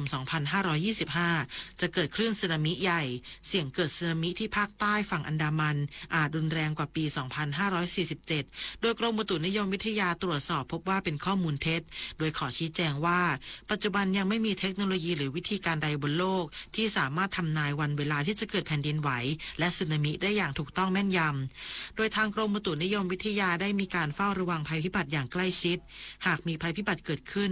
ทางกรมอุตุนิยมวิทยาจะรีบทำการแจ้งเตือนประชาชนทันทีและหากมีข้อสงสัยหรือต้องการข้อมูลเพิ่มเติมสามารถสอบถามได้ที่เว็บไซต์กองเฝ้าระวังแผ่นดินไหวตลอด24ชั่วโมงหรือโทรสายด่วน1182ชวิสาประทุมมารายงานต่อจากนี้ไปขอเชิญรับฟังเสียงจากใจไทยคู่ฟ้ารัฐบาลห่วงใยสุขภาพจิตประชาชนแนะรับมือภาวะเครียดจากสถานการณ์การเมืองอย่างสร้างสรรค์จากสถานการณ์การเมืองที่มีความเคลื่อนไหวอย่างต่อเนื่องและกระแสข่าวสารในสื่อสังคมออนไลน์ที่มีความรุนแรงและหลากหลายมากขึ้นนะคะรัฐบาลขอให้ประชาชนทุกคนดูแลสุขภาพจิตของตนเองและคนใกล้ชิดเพื่อลดผลกระทบจากภาวะเครียดที่อาจเกิดขึ้นค่ะโดยกรมสุขภาพจิตกระทรวงสาธารณสุขได้แนะ5แนวทางดูแลสุขภาพจิตได้แก่การรู้เท่าทันอารมณ์ของตนเองการจำกัดเวลาในการติดตามข่าวสารดำรงชีวิตอย่างสมดุลเคารพความคิดเห็นที่แตกต่างและพักผ่อนคลายความเครียดอย่างเหมาะสมหากท่านใดรู้สึกว่าอาการเครียดส่งผลกระทบต่อชีวิตประจำวันสามารถขอรับคำปรึกษาได้ที่สายด่วนสุขภาพจิตโทร1323ฟรีตลอด24ชั่วโมงค่ะสื่อสารภารกิจรัฐบาลกับดิฉันสสิการวัฒนจันทร์รองโฆษกประจำสำนักนายกรัฐมนตรีด้วยพระมหากรุณาธิคุณของพระบาทสมเด็จพระเจ้าอยู่หัวที่ทรงให้ความสำคัญกับเยาวชนซึ่งจะเป็นพลังสำคัญในการพัฒนาแห่งอนาคตจากพระบรมราโชบายด้านการศึกษา4ประการที่ระบุไว้ว่าเด็กต้องมีทัศนคติที่ถูกต้องต่อบ้านเมืองมีพื้นฐานชีวิตมั่นคงเปี่ยมคุณธรรมมีอาชีพและเป็นพลเมืองดีของสังคมเพราะทุกก้าวของเยาวชนคือก้าวที่นำพาชาติสู่ความมั่นคง คนไทยรักสุขภาพฟังทางนี้ขอเชิญร่วมออกกำลังกายสร้างสังคมสุขภาพดีกับโครงการแสงดวงใจไทยทั้งชาติเดินวิ่งปั่นป้องกันอัมพาตครั้งที่ 11 เฉลิมพระเกียรติด้วยแนวคิดใหม่ออกกำลังกายเป็นนิสัยห่างไกลสโตรก No Stop No Stroke สมัครได้แล้ววันนี้ที่ wrb11.thai.run ถึง 31 สิงหาคม 2568 มาร่วมกันทำให้การออกกำลังกายเป็นส่วนหนึ่งในชีวิตประจำวันแล้วมาเดินวิ่งปั่นพร้อมกันทั่วประเทศ 2 พฤศจิกายนนี้ขณะนี้เวลา 7:15 นาทีต่อไปรับฟังข่าวต่างประเทศครับประธานาธิบดีโวโลดิมีร์ เซเลนสกี้ผู้นำยูเครนเปิดเผยว่าการสนทนาทางโทรศัพท์ครั้งล่าสุดกับประธานาธิบดีโดนัลด์ทรัมป์ผู้นำสหรัฐเมื่อวันที่ 4 กรกฎาคมที่ผ่านมาถือเป็นการหารือที่ดีที่สุดและมีประสิทธิผลมากที่สุดเท่าที่เคยมีมาพร้อมระบุว่าทั้งสองฝ่ายหารือถึงประเด็นเกี่ยวข้องกับระบบป้องกันภัยทางอากาศซึ่งเขารู้สึกขอบคุณสำหรับความเต็มใจในการให้ความช่วยเหลือของสหรัฐโดยเฉพาะระบบป้องกันขีปนาวุธ Patriot ซึ่งเป็นกุญแจสำคัญในการป้องกันภัยคุกคามจากขีปนาวุธขณะเดียวกันประธานาธิบดีทรัมป์กล่าวว่าเขามีการหารือที่ดีกับประธานาธิบดีเซเลนสกี้เช่นกันพร้อมเน้นย้ำถึงความผิดหวังจากการหารือทางโทรศัพท์กับประธานาธิบดีวลาดิเมียร์ปูตินผู้นำรัสเซียหลังผู้นำรัสเซียไม่มีท่าทีที่จะยุติสงครามในยูเครนทางการเกาหลีใต้เปิดเผยว่านายวีซองแลกที่ปรึกษาความมั่นคงแห่งชาติของประธานาธิบดีอีแจมยองผู้นำเกาหลีใต้มีกำหนดการเดินทางเยือนกรุงวอชิงตันดีซีของสหรัฐวันที่ 6-8 กรกฎาคมนี้เพื่อหารือเชิงลึกกับทางสหรัฐในประเด็นที่มีความค้างคาทั้งหมดระหว่างเกาหลีใต้และสหรัฐอย่างไรก็ตามทางการเกาหลียังไม่เปิดเผยรายละเอียดเพิ่มเติมทั้งนี้การเยือนครั้งนี้มีขึ้นขณะที่เกาหลีใต้กำลังพยายามขอขยายระยะเวลาการผ่อนผันมาตรการภาษีศุลกากรของสหรัฐที่จะสิ้นสุดลงในวันที่ 9 กรกฎาคมนี้ซึ่งก่อนหน้านี้นายโยฮันกูรัฐมนตรีว่าการกระทรวงการค้าอุตสาหกรรมและพลังงานของเกาหลีใต้ได้เดินทางเยือนกรุงวอชิงตันดีซีเมื่อวันที่ 4 กรกฎาคมที่ผ่านมาเพื่อหารือกับผู้แทนการค้าสหรัฐและเจ้าหน้าที่ระดับสูงคนอื่นๆแล้วสำนักข่าวต่างประเทศรายงานว่าตัวเลขผู้เสียชีวิตจากเหตุน้ำท่วมฉับพลันในรัฐเท็กซัสทางตอนใต้ของสหรัฐเพิ่มขึ้นเป็นอย่างน้อย32คนหลังเกิดฝนตกหนักอย่างต่อเนื่องเมื่อวันที่ 4 กรกฎาคมที่ผ่านมาขณะที่เจ้าหน้าที่กู้ภัยยังคงเร่งค้นหาผู้สูญหายโดยมีรายงานว่าเจ้าหน้าที่สามารถช่วยเหลือประชาชนมากกว่า850คนด้านนายเกรกแอบบอตผู้ว่าการรัฐเท็กซัสกล่าวว่าเขาขอให้ประธานาธิบดีโดนัลด์ทรัมป์ผู้นำสหรัฐลงนามประกาศให้รัฐเท็กซัสเป็นพื้นที่ภัยพิบัติซึ่งจะทำให้รัฐแห่งนี้ได้รับงบประมาณช่วยเหลือจากรัฐบาลกลางสหรัฐเพื่อนำไปช่วยเหลือผู้ประสบภัยขณะที่นางคริสตี้โนเอมรัฐมนตรีว่าการกระทรวงความมั่นคงแห่งมาตุภูมิของสหรัฐให้คำมั่นว่าประธานาธิบดีทรัมป์จะอนุมัติคำขอดังกล่าวทางการกรีซเปิดเผยว่าเจ้าหน้าที่ดับเพลิงพร้อมรถดับเพลิง46คันและเครื่องบินดับเพลิงอีก5ลำเร่งรับมือกับไฟป่าบนเกาะอีเวียทางตะวันออกเฉียงเหนือของกรุงเอเธนส์เมืองหลวงของกรีซซึ่งปะทุขึ้นตั้งแต่ช่วงกลางดึกของวันที่ 4 กรกฎาคมที่ผ่านมาและกำลังลุกลามอย่างรวดเร็วทำให้ต้องอพยพประชาชนกว่า160คนจาก2หมู่บ้านไปยังพื้นที่ปลอดภัยทั้งนี้เกาะอีเวียอยู่ในพื้นที่เสี่ยงไฟป่าสูงเนื่องจากมีลมกระโชกแรงในช่วงที่ผ่านมา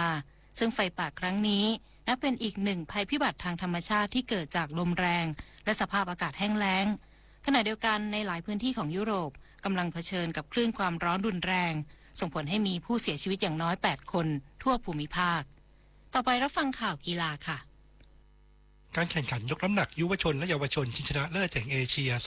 2025 ที่กรุงอัสตานาประเทศคาซัคสถานเปิดฉากวันแรกเขมิกากำเนิดศรีประเดิมเวทีรุ่นเยาวชนหญิง 48 กิโลกรัมกลุ่ม A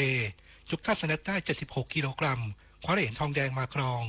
จากนั้นท่าคลีนแอนด์เจิร์กยกได้ 91 กิโลกรัมคว้าอีก1เหรียญทองแดงแต่ทำน้ำหนักรวม 167 กิโลกรัมคว้าเหรียญเงินมาครองด้านหยานฉีฮุยจากจีนได้2เหรียญทองท่าคลีนแอนด์เจิร์ก 96 กิโลกรัมน้ำหนักรวม 172 กิโลกรัมและ1เหรียญเงินท่าสแนท 76 กิโลกรัมจะยกทำสถิติได้ก่อนเขมิกาขณะที่แอนเจลินโคโรเนียจากฟิลิปปินส์รับ1เหรียญเงินท่าสแนท 77 กิโลกรัมแบดมินตันวอร์ทัวร์ซุปเปอร์ 300 ยูเน็กแคนาดาโอเพ่น 2025 ที่เมืองมาร์คแฮมประเทศแคนาดาในรอบก่อนรองชนะเลิศคู่ผสม รัตนภักอูบทองกับเชิญนิชาสุใจประภารัตน์คู่มือวางอันดับ2ของรายการอันดับ16ของโลกช่วยกันตบเอาชนะวูกวนซุนกับลีเชียซินคู่มืออันดับ131ของโลกจากไต้หวัน2-1เกม21-23 21-18 21-14ผ่านเข้ารอบรองชนะได้ไปพบกับคันลัมแฮมมิงกับเอสเตลแวนลูเวนคู่มือวางอันดับ4ของรายการอันดับ31ของโลกจากอังกฤษด้านหญิงคู่นันทการกับเบญจภาเอี่ยมสะอาดคู่มือวางอันดับ3ของรายการอันดับ17ของโลกต้องเล่นถึง3เกมกว่าจะเอาชนะซื่อหย่าฉิงกับซุงหยูส่วนคู่มือวางอันดับ6ของรายการอันดับ24ของโลกจากไต้หวัน2-1เกม18-21 21-12 21-11ผ่านเข้ารอบรองชนะได้ไปพบกับซูหยินหุ้ยกับหลินเจียยุนคู่มือวางอันดับ1ของรายการอันดับ15ของโลกจากไต้หวันศึกจักรยานเสือภูเขาทางเรียบและจักรยานประเภทถนนไทยแลนด์โอเพ่นชิงแชมป์ประเทศไทยสนามที่2ที่อุทยานแห่งชาติคลองลานอำเภอคลองลานจังหวัดกำแพงเพชรในอนุชาพัสถานรองผู้ว่าราชการจังหวัดกำแพงเพชรเป็นประธานเปิดการแข่งขันจักรยานเสือภูเขาทางเรียบรุ่นประชาชนชายระยะทาง34กิโลเมตรโดยที่1เป็นของณรงค์ฤทธิ์นินสุวรรณทีมตรินเอ็กชาวยางอาริซันโอโคเวลา 54.21 นาทีรุ่นเยาวชนชายที่1ได้แก่เดชอุกฤษกันหาทีมโรงเรียนกันทราลมจังหวัดศรีสะเกษชาวยางโอโคเวลา 58.39 นาทีส่วนรุ่นประชาชนหญิงที่1ได้แก่นันพัฒน์มหาวัฒนานันท์ทีมมาไซคลิ่งทีมเวลา1ชั่วโมง 10.50 นาทีและรุ่นเยาวชนหญิงที่1ได้แก่ภูมิรัตน์เฉลิมกิจทีมฟิชเชอร์แมนเฟรนวัดตงน้อยเวลา1ชั่วโมง 11.19 นาทีพลเอกเดชาเหมกระศรีรองประธานสมาพันธ์จักรยานแห่งเอเชียและนายกสมาคมกีฬาจักรยานแห่งประเทศไทยเปิดเผยว่าสมาคมเตรียมคัดตัวนักปั่นทีมชาติไทยชุดซีเกมครั้งที่33ในช่วงโค้งสุดท้ายหลังจบการแข่งขันจักรยานประเภทถนนและเสือภูเขาชิงแชมป์ประเทศไทยสนามที่5ที่เขื่อนภูมิพลจังหวัดตากโดยวางเป้าหมายคว้าเหรียญทองซีเกมให้ได้มากที่สุดแต่การเตรียมทีมยังติดขัดเรื่องงบประมาณที่ล่าช้ารวมทั้งอุปกรณ์แข่งขันที่ยังไม่ได้รับซึ่งมีผลต่อการคว้าเหรียญทองของนักกีฬาฝากรัฐบาลช่วยแก้ไขปัญหาอย่างเร่งด่วนพิจิตรกาญจนกุลรายงานต่อไปเป็นพยากรณ์อากาศค่ะเมื่อเวลา 4 นาฬิกาของวันนี้พายุโซนร้อนกำลังแรงดานัสบริเวณประเทศจีนตอนบนมีศูนย์กลางอยู่ที่ลัติจูด 21.3 องศาเหนือลองจิจูด 118.0 องศาตะวันออกมีความเร็วลมสูงสุดใกล้ศูนย์กลางประมาณ 90 กิโลเมตรต่อชั่วโมงพายุนี้เคลื่อนไปทางทิศตะวันออกเฉียงเหนือค่อนทางเหนือเล็กน้อยอย่างช้าๆคาดว่าจะเข้าใกล้ไต้หวันช่วงวันที่ 6-7 กรกฎาคมนี้แต่ไม่ส่งผลกระทบโดยตรงต่อลักษณะอากาศของไทยแต่จะทำให้มรสุมตะวันตกเฉียงใต้ที่พัดปกคลุมประเทศไทยมีกำลังแรงและพายุนี้ไม่เคลื่อนเข้าสู่ประเทศไทยพยากรณ์อากาศตั้งแต่เช้าวันนี้ถึงเช้าวันพรุ่งนี้ภาคเหนือมีฝนฟ้าคะนอง180ของพื้นที่มีฝนตกหนักบางแห่งบริเวณจังหวัดแม่ฮ่องสอนเชียงใหม่เชียงรายลำพูนลำปางพะเยาน่านแพร่อุตรดิตถ์ตากพิษณุโลกเพชรบูรณ์อุณหภูมิสูงสุด 30-34 องศาเซลเซียสภาคตะวันออกเฉียงเหนือมีฝนฟ้าคะนอง170ของพื้นที่มีฝนตกหนักบางแห่งบริเวณจังหวัดเลยหนองคายบึงกาฬหนองบัวลำพูอุดรธานีสกลนครนครพนมมุกดาหารกาฬสินธุ์101ยโสธรอำนาจเจริญศรีสะเกษอุบลราชธานีอุณหภูมิสูงสุด 32-35 องศาเซลเซียสภาคกลางมีฝนฟ้าคะนอง170ของพื้นที่ส่วนมากบริเวณจังหวัดนครสวรรค์อุทัยธานีกาญจนบุรีนครปฐมราชบุรีสมุทรสงครามสมุทรสาครอุณหภูมิสูงสุด 33-36 องศาเซลเซียสภาคตะวันออกมีฝนฟ้าคะนอง170ของพื้นที่มีฝนตกหนักบางแห่งบริเวณจังหวัดนครนายกปราจีนบุรีจันทบุรีและตราดอุณหภูมิสูงสุด 32-34 องศาเซลเซียสลมตะวันตกเฉียงใต้ความเร็ว 15-35 กิโลเมตรต่อชั่วโมงทะเลมีคลื่นสูง 1-2 เมตรบริเวณที่มีฝนฟ้าคะนองคลื่นสูงมากกว่า2เมตรภาคใต้ฝั่งตะวันออกมีฝนฟ้าคะนอง140ของพื้นที่ส่วนมากบริเวณจังหวัดเพชรบุรีประจวบคีรีขันธ์ชุมพรสุราษฎร์ธานีอุณหภูมิสูงสุด 33-35 องศาเซลเซียสลมตะวันตกเฉียงใต้ความเร็ว 15-35 กิโลเมตรต่อชั่วโมงทะเลมีคลื่นสูงประมาณ1เมตรห่างฝั่งคลื่นสูง 1-2 เมตรบริเวณที่มีฝนฟ้าคะนองคลื่นสูงมากกว่า2เมตรส่วนภาคใต้ฝั่งตะวันตกมีฝนฟ้าคะนอง160ของพื้นที่มีฝนตกหนักบางแห่งบริเวณจังหวัดระนองและพังงาอุณหภูมิสูงสุด 32-34 องศาเซลเซียสตั้งแต่จังหวัดพังงาขึ้นมาลมตะวันตกเฉียงใต้ความเร็ว 20-35 กิโลเมตรต่อชั่วโมงทะเลมีคลื่นสูงประมาณ2เมตรบริเวณที่มีฝนฟ้าคะนองคลื่นสูงมากกว่า2เมตรตั้งแต่จังหวัดภูเก็ตลงไป ลมตะวันตกเฉียงใต้ความเร็ว 15-35 กิโลเมตรต่อชั่วโมงทะเลมีคลื่นสูง 1-2 เมตรบริเวณที่มีฝนฟ้าคะนองคลื่นสูงมากกว่า2เมตรกรุงเทพมหานครและปริมณฑลมีฝนฟ้าคะนอง170ของพื้นที่อุณหภูมิสูงสุด 33-35 องศาเซลเซียสสภาวะระดับน้ำในแม่น้ำเจ้าพระยาที่หน้ากองบัญชาการกองทัพเรือคำนวณโดยกรมอุทกศาสตร์กองทัพเรือวันนี้น้ำขึ้นเต็มที่เวลา 0:10 นาทีสูงกว่าระดับทะเลปานกลาง96เซนติเมตรน้ำลงเต็มที่เวลา 10:33 นาทีต่ำกว่าระดับทะเลปานกลาง58เซนติเมตรวันนี้ที่ประภาคารกาญจนาภิเษกแหลมพรหมเทพจังหวัดภูเก็ตดวงอาทิตย์ตกเวลา 18:48 นาทีกรุงเทพมหานครดวงอาทิตย์ตกเวลา 18:50 นาที1 นาทีกับกปท.ในปัจจุบันมีกลุ่มมิจฉาชีพแอบอ้างว่ารับทำและจัดหาใบอนุญาตขับรถบนโลกออนไลน์โดยไม่ต้องอบรมหรือทดสอบเพียงแค่จ่ายเงินก็รอรับใบอนุญาตขับรถที่บ้านได้เลยซึ่งไม่เป็นความจริงขั้นตอนการขอรับใบอนุญาตขับรถทุกชนิดมีมาตรฐานเดียวกันทั่วประเทศคือผู้ขอรับใบอนุญาตขับรถต้องดำเนินการด้วยตนเองทุกขั้นตอนที่สำนักงานขนส่งหากพบเห็นการโฆษณารับทำใบอนุญาตขับรถโดยไม่ต้องมีขั้นตอนการอบรมหรือทดสอบขอให้สันนิษฐานว่าเป็นมิจฉาชีพและอย่าหลงเชื่อโอนเงินไปให้กลุ่มมิจฉาชีพโดยเด็ดขาดซึ่งขณะนี้กรมการขนส่งทางบกได้ให้เจ้าหน้าที่รวบรวมหลักฐานเพื่อดำเนินการแจ้งความดำเนินคดีกับมิจฉาชีพที่มีพฤติกรรมดังกล่าวเพื่อลดความสูญเสียทรัพย์สินของพี่น้องประชาชนค่ะด้วยความปรารถนาดีจากกรมประชาสัมพันธ์และกองทุนเพื่อความปลอดภัยในการใช้รถใช้ถนนกรมการขนส่งทางบกกระทรวงคมนาคมรู้รักภาษาไทยโดยความร่วมมือของสำนักงานราชบัณฑิตยสภาและกรมประชาสัมพันธ์วันนี้เสนอคำว่าภาษาหนังสือพิมพ์ภาษาหนังสือพิมพ์หมายถึงถ้อยคำหรือสำนวนที่ใช้กันเฉพาะในการรายงานข่าวหรือเขียนบทความในหนังสือพิมพ์นิตยสารหรือวิทยุกระจายเสียงในลักษณะสั้นกระชับไม่เยินเยอะได้ใจความเฉพาะประเด็นที่นำเสนอเพื่อประหยัดเนื้อที่ในการพาดหัวข่าวและรายงานข่าวภาษาหนังสือพิมพ์มักใช้ในการพาดหัวข่าวใหญ่ที่จำเป็นจะต้องใช้คำให้กระทัดรัดแต่กินความหมายกว้างตรงประเด็นและที่สำคัญต้องตรงกับเนื้อเรื่องข้างในผู้ทำหน้าที่พาดหัวข่าวต้องมีทักษะสูงทางภาษาเช่นใช้คำว่าปัดแทนคำว่าปฏิเสธใช้คำว่าอุ้มแทนคำว่าปกป้องหรือหากจะบอกผู้อ่านว่าการเลือกตั้งครั้งนี้พรรคกไก่ชนะแน่ให้ใช้พาดหัวว่านอนมาเป็นต้นผู้มีคำถามการใช้ภาษาไทยสอบถามได้ที่ www.orst.go.th สาระนานากับสารานุกรมไทยวันนี้เสนอตอนสัตว์ทะเลหน้าดินตอนที่4สัตว์ทะเลหน้าดินมีวิธีหลีกเลี่ยงสภาพความเค็มที่เปลี่ยนแปลงไปของน้ำทะเลได้หลายวิธี เช่นหอย2 ฝาจะปิดฝาแน่นวิธีการเหล่านี้เหมาะกับการเผชิญสภาพการเปลี่ยนแปลงความเค็มอย่างฉับพลันสัตว์ทะเลที่ไม่มีกระดูกสันหลังหลายชนิดเช่นปลิงทะเล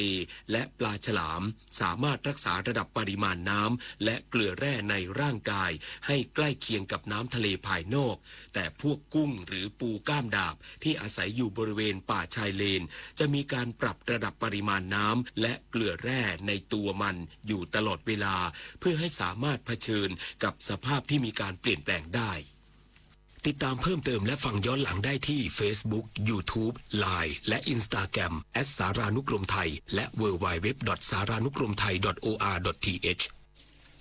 สำหรับช่วงที่ 2 ติดตามรับฟังการวิเคราะห์ข่าวช่วงสร้างบ้านแปลงเมืองโดยคุณวิกรมกรมดิษฐ์เกี่ยวกับการส่งเสริมการศึกษาเพื่อเป็นจุดเริ่มต้นสู่การพัฒนาประเทศไทยให้ก้าวหน้าทัดเทียมนานาประเทศค่ะคนเราเมื่อมาอยู่ร่วมกันเป็นสังคมเป็นประเทศย่อมมีความขัดแย้งเกิดขึ้นบ้างเป็นปกติความสงบสุขของประเทศจึงไม่ได้เกิดจากการที่ไม่มีความขัดแย้งแต่อยู่ที่เมื่อเกิดความขัดแย้งขึ้นคราวใดก็สามารถคลี่คลายลงได้ด้วยความยุติธรรมพระบรมราโชวาทพระบาทสมเด็จพระเจ้าอยู่หัวกนิกาแก้วใสบรรณาธิการข่าวนฤนาถแข็งขันและยุทธพรบานเย็นอ่านสปลาชแรง บันดาลใจที่ต่อยอดได้จริง เปิดเวทีใหญ่กลางกรุง สร้างโอกาสใหม่สู่เวทีโลก พบ 6 โซนหลักที่สะท้อนศักยภาพและความคิดสร้างสรรค์อาทิ Workshop and Master Class โซนพัฒนาทักษะให้เจ้าของธุรกิจได้เรียนรู้กับผู้เชี่ยวชาญโดยตรง Experiential Zone ชมการแสดงนวัตกรรมผ่านเทคโนโลยี และห้ามพลาดโซนอื่นๆใน Splash Soft Power Forum 2025 วันที่ 8-11 กรกฎาคมนี้ณกลุ่มการประชุมแห่งชาติสิริกิติ์ คนรักสุขภาพต้องไม่พลาดงานมหกรรมสมุนไพรแห่งชาติครั้งที่ 22 กับสวนสมุนไพรแห่งการเรียนรู้คลินิกให้คำปรึกษานวดไทย7 กลุ่มอาการชิมอาหารสมุนไพรจากเชฟชื่อดังช็อปของดีราคาประหยัดจากทั่วประเทศแจกต้นสมุนไพรฟรี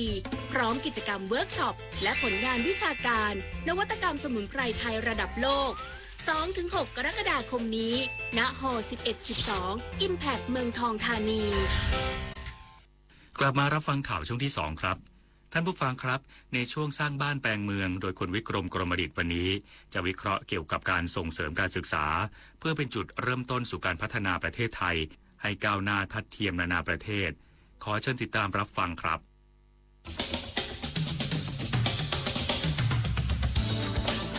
สร้างบ้านแปลงเมืองโดยวิกรมกรมดิษฐ์สวัสดีครับท่านผู้ฟังที่รักทุกท่านครับรายการสร้างบ้านแปลงเมืองยังอยู่กับคำว่า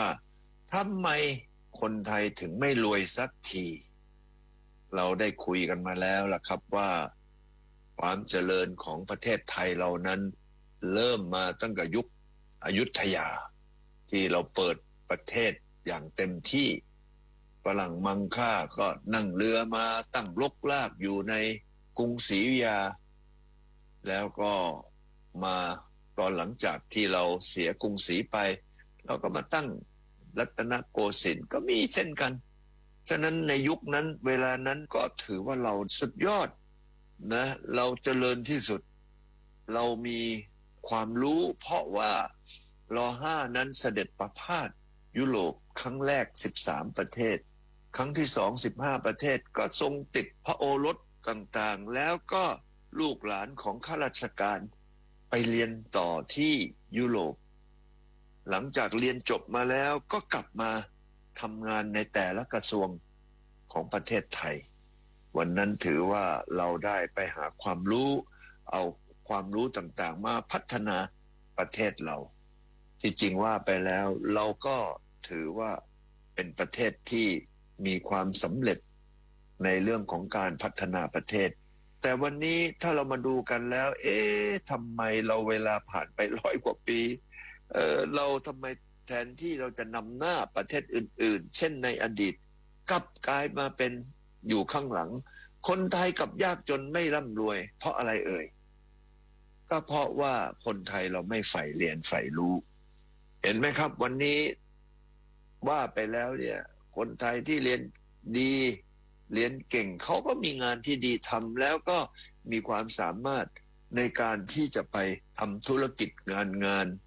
ให้มันประสบความสำเร็จเพราะมีความรู้แต่คนไทยจำนวนเยอะเหลือเกินที่ไม่ได้เรียนหนังสือ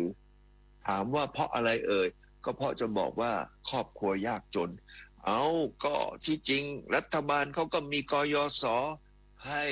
กู้เงินเอาไปเรียนเสร็จทำงานก็เอาเงินมาใช้อันนี้ว่าไปแล้วก็ถือว่าเป็นโครงการที่รัฐบาลสนับสนุนให้คนยากคนจนสามารถที่จะเรียนหนังสือได้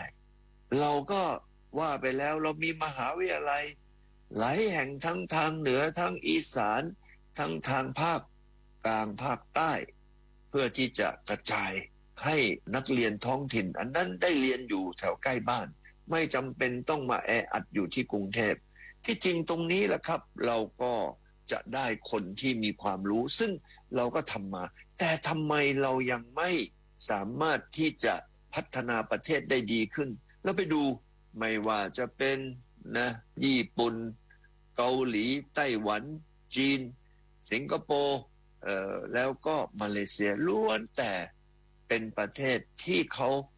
มีบุคลากรที่มีศักยภาพฉะนั้นคนเหล่านี้คนประเทศนี้ก็มีโอกาส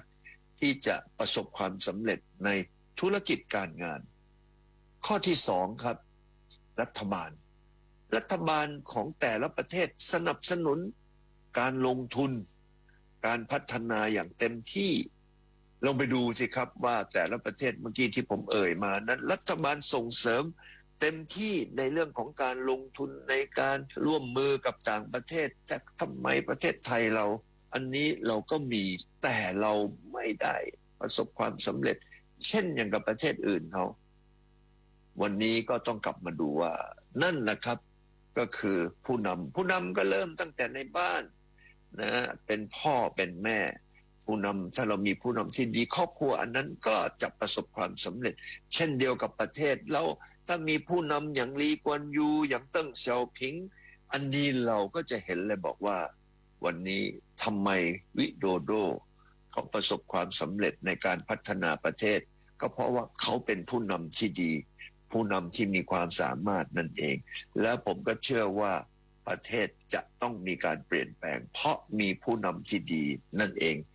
ขอบคุณทุกท่านครับที่ติดตามรายการของเราสวัสดีครับเยาวชนคืออนาคตของชาติแต่พวกเขาจะเติบโตมาในสังคมที่ดีได้อย่างไรถ้าคอร์รัปชันยังมีอยู่สวัสดีครับชินภัทร โต๊ะเสนประธานสภาเด็กและเยาวชนแห่งประเทศไทยคอร์รัปชันไม่ได้เกิดขึ้นแค่ในระดับรัฐบาลหรือองค์กรใหญ่แต่เกิดขึ้นในชีวิตประจำวันเช่นการติดสินบนเจ้าหน้าที่หรือการใช้เส้นสายเพื่อหาผลประโยชน์ส่วนตัวทุกการกระทำเหล่านี้ล้วนส่งผลเสียต่อสังคมเราทุกคนสามารถมีส่วนร่วมในการเปลี่ยนแปลงได้ด้วยการไม่สนับสนุนและกล้าปฏิเสธอย่ามองว่าคอร์รัปชันเป็นเรื่องไกลตัวเพราะมันส่งผลต่อคุณโดยตรงส่งเสียงแห่งความซื่อสัตย์แจ้งศูนย์บริการข้อมูลปปช1205สังคมสุจริตเริ่มคิดลงมือทำที่ตัวเราอยากเที่ยวใต้ไปไหนดี ลองไปนราธิวาสสิลงชุมชนดูของดีได้ชิมของอร่อยคุ้มค่าสุดๆมีแบบนี้ด้วยเหรองั้นเราไปกันเลยสัมผัสสังคมพหุวัฒนธรรมดื่มด่ำธรรมชาติที่เกาะยาวเดินป่าฮาราบาลาชมหมอกหยอกเมฆที่สุขิรินแวะเช็คอินกับเสาธงชาติไทยปลายด้ามขวานมาร่วมกันปลุกกระแสซอฟต์พาวเวอร์กับการท่องเที่ยวชายแดนใต้อย่างเต็มรูปแบบท่านผู้ฟังคะพิพิธภัณฑ์เกษตรเฉลิมพระเกียรติพระบาทสมเด็จพระเจ้าอยู่หัวเชิญชวนนิสิตนักศึกษาร่วมสร้างสรรค์ผลงานภาพยนตร์สั้นตามรอยพระยุคลบาทด้านการเกษตรของในหลวงรัชกาลที่ 9 เพื่อเผยแพร่พระอัจฉริยภาพและสร้างเยาวชนสู่การเป็นนักคิดติดตามได้จากรายงานค่ะการส่งเสริมให้เด็กและเยาวชนมีความสามารถเป็นผู้สร้างสรรค์ผลงานเป็นหนึ่งในเป้าหมายที่รัฐบาลให้ความสำคัญในการพัฒนาและขับเคลื่อนซอฟต์พาวเวอร์ของประเทศไทยมาอย่างต่อเนื่องพิพิธภัณฑ์เกษตรเฉลิมพระเกียรติพระบาทสมเด็จพระเจ้าอยู่หัวร่วมกับกระทรวงการอุดมศึกษาวิทยาศาสตร์วิจัยและนวัตกรรมและกระทรวงวัฒนธรรมได้เชิญชวนนิสิตนักศึกษาร่วมกันสร้างสรรค์ผลงานภาพยนตร์สั้นภายใต้หัวข้อตามรอยพระยุคลบาทด้านการเกษตรของในหลวงรัชกาลที่ 9 เพื่อให้เยาวชนมีส่วนร่วมในการเผยแพร่พระอัจฉริยภาพและพระเกียรติคุณของพระบาทสมเด็จพระบรมชนกาธิเบศรมหาภูมิพลอดุลยเดชมหาราชบรมนาถบพิตรและสร้างเยาวชนสู่การเป็นนักคิดรวมถึงเป็นเวทีที่เปิดกว้างสำหรับการมีส่วนร่วมของคนรุ่นใหม่พันจ่าเอกประเสริฐมาลัยผู้อำนวยการพิพิธภัณฑ์เกษตรเฉลิมพระเกียรติพระบาทสมเด็จพระเจ้าอยู่หัวกล่าวว่าเยาวชนที่เข้าร่วมนอกจากจะได้เรียนรู้และนำพระราชกรณียกิจหรือหลักการทรงงานของในหลวงรัชกาลที่ 9 มาถ่ายทอดเป็นภาพยนตร์สั้นความยาวไม่เกิน5นาทีแล้วยังเป็นโอกาสที่จะได้รับคำแนะนำจากคณะกรรมการผู้ทรงคุณวุฒิที่อยู่ในวงการภาพยนตร์มานานและมีชื่อเสียงของประเทศซึ่งจะได้นำไปพัฒนาต่อยอดในการสร้างสรรค์ผลงานสู่การเป็นซอฟต์พาวเวอร์ของประเทศได้อย่างมีประสิทธิภาพอีกด้วยจะเชิญน้องๆนักศึกษานะครับในมหาวิทยาลัยต่างๆมาร่วมการประกวดภาพยนตร์สั้นนะครับภาพยนตร์สั้นในเรื่องของตามรอยพระยุคลบาทในหลวงรัชกาลที่ 9 นะครับใช้หลักการทรงงานหรือพระราชกรณีของพระองค์ท่านมาสร้างเป็นภาพยนตร์สั้นความยาวไม่เกิน5นาทีนะครับผู้อำนวยการพิพิธภัณฑ์เกษตรเฉลิมพระเกียรติพระบาทสมเด็จพระเจ้าอยู่หัวกล่าวด้วยว่ารางวัลในการประกวดครั้งนี้มีมูลค่ารวมกว่า 260,000 บาทแบ่งเป็นรางวัลชนะเลิศจะได้รับโล่รางวัล และทุนการศึกษา 100,000 บาทรางวัลรองชนะเลิศอันดับที่ 1ได้รับโล่รางวัลพร้อมทุนการศึกษา 50,000 บาทรองชนะเลิศอันดับ2ได้รับโล่รางวัลพร้อมทุนการศึกษา 30,000 บาทและรางวัลชมเชยอีก6รางวัลจะได้รับใบประกาศนียบัตรพร้อมทุนการศึกษา 10,000 บาทแล้วยังมีรางวัลขวัญใจมหาชนที่จะได้รับโล่รางวัลพร้อมทุนการศึกษา 20,000 บาทอีกด้วยรางวัลที่1นะครับมีโล่นะครับพร้อมด้วยเงินรางวัล 100,000 บาทรางวัลที่2ก็โล่พร้อมด้วยเงินรางวัล 50,000 บาทรางวัลที่3ครับก็เรื่องโล่พร้อมด้วยเงินรางวัล 30,000 บาทครับแล้วก็ที่เข้า9ทีมสุดท้ายก็จะมีรางวัลทั้งหมดนะครับกับที่เหลือก็จะเป็นใบประกาศพร้อมกับเงินรางวัล 10,000 บาทนะครับป๊อปปูล่าโหวตก็จะมีรางวัลให้นะครับโล่พร้อมด้วยเงินรางวัลอีก 20,000 บาทสำหรับนิสิตนักศึกษาที่สนใจสามารถดาวน์โหลดไปสมัครได้ที่เว็บไซต์พิพิธภัณฑ์เกษตรเฉลิมพระเกียรติพระบาทสมเด็จพระเจ้าอยู่หัวและส่งใบสมัครพร้อมภาพยนตร์ตัวอย่างหรือทีเซอร์ความยาวไม่เกิน40วินาทีภายในวันที่31กรกฎาคมนี้โดยจะประกาศผู้ผ่านการคัดเลือก20ทีมในวันที่6สิงหาคมจากนั้นทีมที่ผ่านเข้ารอบจะต้องผลิตภาพยนตร์สั้นความยาว5นาทีไม่รวมไตเติ้ลและเครดิตท้ายเรื่องพร้อมโปสเตอร์ผลงานโดยจะประกาศผลการตัดสินและมอบรางวัลภายในเดือนกันยายนผู้ที่สนใจสามารถสอบถามรายละเอียดเพิ่มเติมได้ทางเว็บไซต์ www.wisdomking.or.th หรือโทร 02-529-2212 ชวนันท์ มาลีรายงานท่านผู้ฟังคะจังหวัดเลยส่งเสริมพิธีกรรมตามจารีตประเพณีฮีท12 คอง 14 จัดงานไหลผีตาโขนหรือฮาโลวีนเมืองไทยสืบสานประเพณีท้องถิ่นนำงานบุญหลวงบุญบั้งไฟบุญซัมฮะและการละเล่นผีตาโขนมารวมเป็นงานเดียวกันรายละเอียดติดตามได้จากรายงานนี้ค่ะชาวบ้านนาเวียงใหญ่ตำบลด่านซ้ายอำเภอด่านซ้ายจังหวัดเลยจัดงานไหลผีตาโขนเพื่อสืบสานประเพณีวัฒนธรรมท้องถิ่นระหว่างวันที่4ถึง7กรกฎาคม2568นายวิรัตน์อัคศูนย์ผู้ช่วยผู้ใหญ่บ้านนาเวียงใหญ่หมู่ที่12เปิดเผยว่างานไหลผีตาโขนหรือฮาโลวีนเมืองไทยของบ้านนาเวียงใหญ่จัดขึ้นที่วัดโพสีบ้านนาเวียงใหญ่ตำบลด่านซ้ายอำเภอด่านซ้ายจังหวัดเลยเป็นประจำทุกปีโดยชาวบ้านจะประกอบพิธีกรรมตามจารีตประเพณีฮี12 คอง 14ซึ่งเป็นการนำงานบุญหลวงหรือบุญพเวทงานบุญบั้งไฟงานบุญซัมฮะหรืองานบุญสะเดาะเคราะห์บ้านเมืองและการละเล่นผีตาโขนมารวมเป็นงานเดียวกันเพื่อเป็นการบูชาอารักษ์หลักเมืองและเป็นพิธีการบวงสรวงดวงวิญญาณอันศักดิ์สิทธิ์สำหรับปีนี้จัดงานระหว่างวันที่4ถึง7กรกฎาคม2568โดยวันที่4กรกฎาคม2568มีกิจกรรมประกวดมิสผีตาโขนการแสดงคอนเสิร์ตปาร์ตี้ผีตาโขนส่วนวันที่5กรกฎาคม2568เวลา 3 นาฬิกาชาวบ้านจะประกอบพิธีเบิกพระอุปคุตทำบุญตักบาตรพระสงฆ์และมีการละเล่นของชาวบ้านส่วนช่วงบ่ายผีตาโขนจากทุกพื้นที่ในอำเภอด่านซ้ายมารวมตัวกันที่โรงเรียนด่านซ้ายเวลา 14 นาฬิกาเกือบ 1,000 ตัวเพื่อแห่ผีตาโขนจากโรงเรียนด่านซ้ายไปยังวัดโพสีบ้านนาเวียงใหญ่นายวิรัตน์อัคศูนย์ผู้ช่วยผู้ใหญ่บ้านนาเวียงใหญ่กล่าวว่า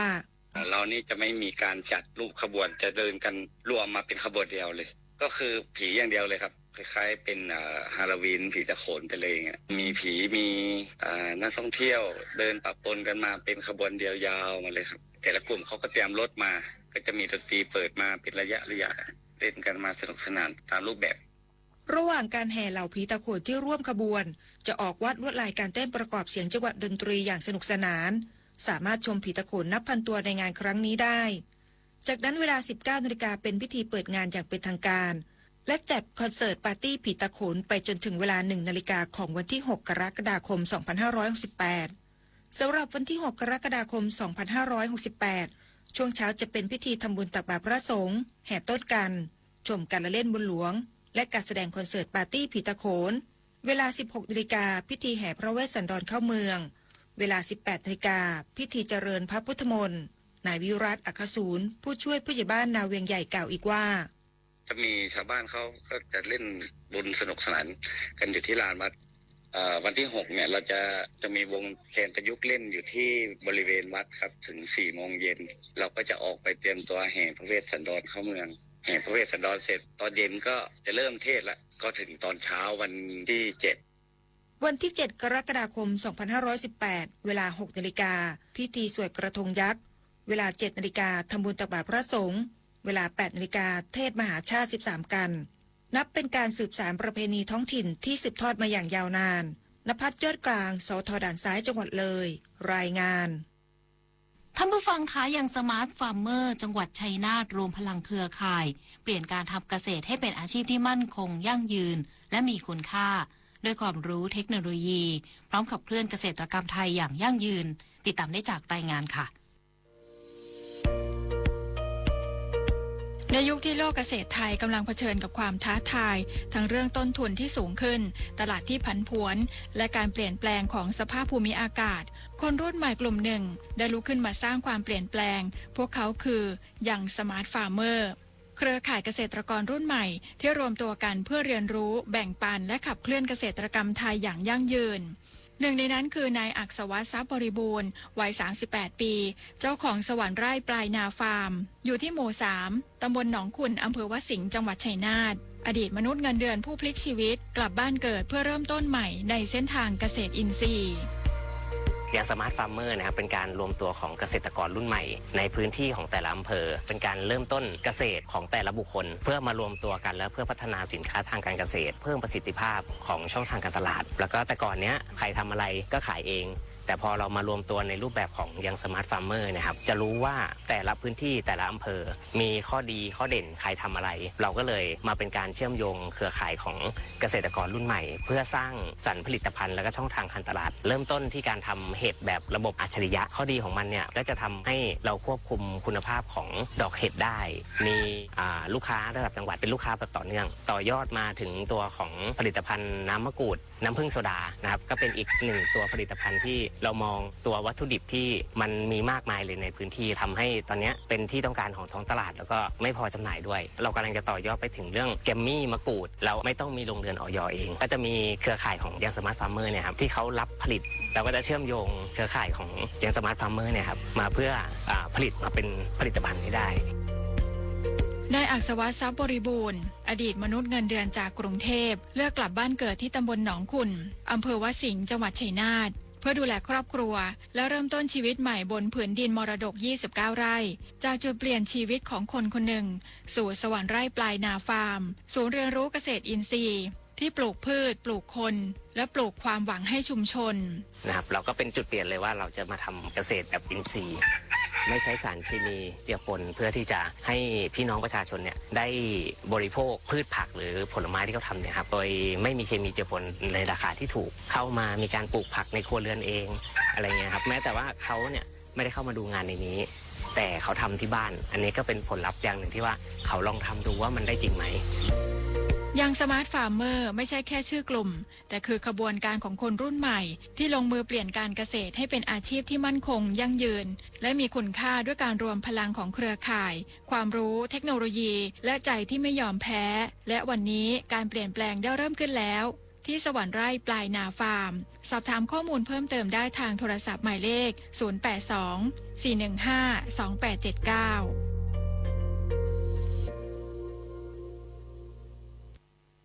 จังหวัดนราธิวาสเปิดปฏิบัติการเชิงรุกเดินหน้าบังคับใช้กฎหมายอย่างเข้มงวดสู่เป้าหมายของการเป็นจังหวัดปลอดบุหรี่ไฟฟ้าและเครื่องดื่มแอลกอฮอล์โดยจะมีการจับจริงปรับจริงทั้งด้านกฎหมายและปรับวินัยติดตามได้จากรายงานค่ะปัจจุบันการแพร่ระบาดของบุหรี่ไฟฟ้ามีความรุนแรงมากขึ้นถือเป็นภัยคุกคามเยาวชนและประชาชนโดยสำนักงานกองทุนสนับสนุนการสร้างเสริมสุขภาพหรือสสส.ได้เผยแพร่ข้อมูลระบุว่าเกินกว่าครึ่งของผู้สูบบุหรี่ไฟฟ้าในไทยเป็นเยาวชนอายุ 15-24 ปีบุหรี่ไฟฟ้าทำลายสุขภาพทำร้ายคนรอบข้างเนื่องจากไม่มีควันจากการเผาไหม้แต่มีสารนิโคตินและยังประกอบไปด้วยโลหะหนักต่างๆที่มีสารก่อมะเร็งมีพิษต่อปอดไตจึงเป็นปัญหาสังคมและปัญหาสาธารณสุขที่ทุกฝ่ายต้องร่วมกันแก้ไขอย่างจริงจัง จากสภาพปัญหาดังกล่าวจังหวัดนราธิวาสจึงได้บูรณาการการทำงานร่วมกับภาคีเครือข่ายในการออกตรวจเตือนเฝ้าระวังประชาสัมพันธ์และบังคับใช้กฎหมายควบคุมผลิตภัณฑ์ยาสูบและเครื่องดื่มแอลกอฮอล์เพื่อสร้างสังคมปลอดบุหรี่ไฟฟ้าอย่างเข้มข้นอีกทั้งได้ประกาศเจตนารมณ์ร่วมกันในการจัดสถานที่ปลอดบุหรี่ไฟฟ้าและเขตสูบบุหรี่จังหวัดนราธิวาสโดยว่าที่ร้อยตรีตระกูลโพธรรมผู้ว่าราชการจังหวัดนราธิวาสกล่าวว่าในปีนี้จะมีการรณรงค์อย่างเข้มข้นลดละเลิกโดยเฉพาะบุหรี่ไฟฟ้าไม่ให้มาแพร่ระบาดในจังหวัดนราธิวาสและจะเดินหน้าเรื่องการบังคับใช้กฎหมายเราจะรณรงค์อย่างเข้มข้นในเรื่องของการลดละเลิกโดยเฉพาะบุหรี่ไฟฟ้าเพราะเรื่องบุหรี่ไฟฟ้าอันนี้ก็ต้องบอกว่าดีใจครับที่ตอนนี้บุหรี่ไฟฟ้าเป็นสิ่งผิดกฎหมายว่าถึงเวลาที่เราจะต้องร่วมกันทำสิ่งที่ผมคิดว่าเป็นเรื่องสำคัญและจำเป็นที่เราจะต้องทำนะครับเพราะฉะนั้นหลังจากนี้ตั้งแต่วันที่1นะครับจนถึงวันที่15สิงหาเราจะดำเนินอย่างเข้มข้นนะครับทั้งในเรื่องของมาตรการป้องปรามปราบปรามและก็ให้ได้ผลเชิงประจักษ์ในเรื่องของการดำเนินการตามกฎหมายเช่นปรับทางพินัยหรือดำเนินทางกฎหมายอื่นซึ่งถูกบัญญัติไว้แล้วถ้าใครละเมิดก็จับปรับจริงครับทั้งนี้เมื่อวันที่3กรกฎาคมที่ผ่านมาจังหวัดนราธิวาสได้เปิดปฏิบัติการวันดีเดย์ออกตรวจเตือนเฝ้าระวังประชาสัมพันธ์และบังคับใช้กฎหมายควบคุมผลิตภัณฑ์ยาสูบและเครื่องดื่มแอลกอฮอล์พร้อมกันทั้ง13อำเภอเพื่อเป้าหมายของการเป็นจังหวัดปลอดบุหรี่ไฟฟ้าและเครื่องดื่มแอลกอฮอล์เป็นรูปธรรมอย่างแท้จริงสำหรับสถานการณ์คัดกรองยาสูบจังหวัดนราธิวาสปี 2568 จังหวัดนราธิวาสมีประชากรอายุ 15 ปีขึ้นไป 515,502 คน ได้คัดกรอง 159,411 คน คิดเป็นร้อยละ 31.23 พบผู้สูบบุหรี่ 19,598 คน คิดเป็นร้อยละ 12.29 เข้ารับการบำบัด 13,500 คน คิดเป็นร้อยละ 68.88ปพิชญานันท์เทพรักษ์สวทนราธิวาสรายงานการไฟฟ้าส่วนภูมิภาคหรือ PEA ปรับเปลี่ยนระบบไฟฟ้านำสายไฟฟ้าลงใต้ดินเพื่อความมั่นคงของระบบไฟฟ้าที่จังหวัดตรังตามโครงการการก่อสร้างเคเบิลใต้ดินสำหรับเมืองใหญ่ซึ่งดำเนินการมาตั้งแต่ปี 2545 ติดตามได้จากรายงานนี้ค่ะ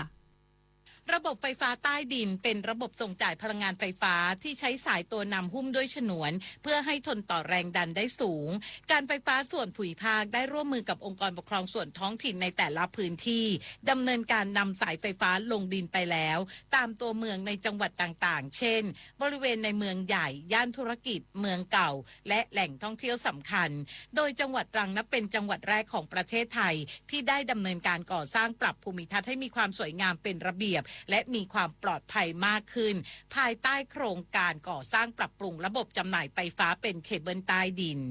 นายสุวัฒน์พร้อมเพรียงผู้จัดการการไฟฟ้าส่วนภูมิภาคจังหวัดตรังเปิดเผยว่าหลังจากที่การไฟฟ้าส่วนภูมิภาคจังหวัดตรังได้เดินหน้าโครงการก่อสร้างปรับปรุงระบบจำหน่ายไฟฟ้าเป็นเคเบิลใต้ดินมาหลายสายล่าสุดในปี 2568 การไฟฟ้าส่วนภูมิภาคจังหวัดตรังได้ขับเคลื่อนโครงการก่อสร้างปรับปรุงระบบจำหน่ายไฟฟ้าเป็นเคเบิลใต้ดินการไฟฟ้าส่วนภูมิภาคในเขตเทศบาลนครตรังจำนวน2โครงการโดยโครงการแรกบริเวณถนนห้วยยอดเริ่มต้นจากแยกตลาดท่ากลางบริเวณสำนักงานปศุสัตว์จังหวัดตรังตลอดถนนห้วยยอดทั้ง2ฝั่งถนนไปสิ้นสุดบริเวณ3แยกวัดกุตยาราม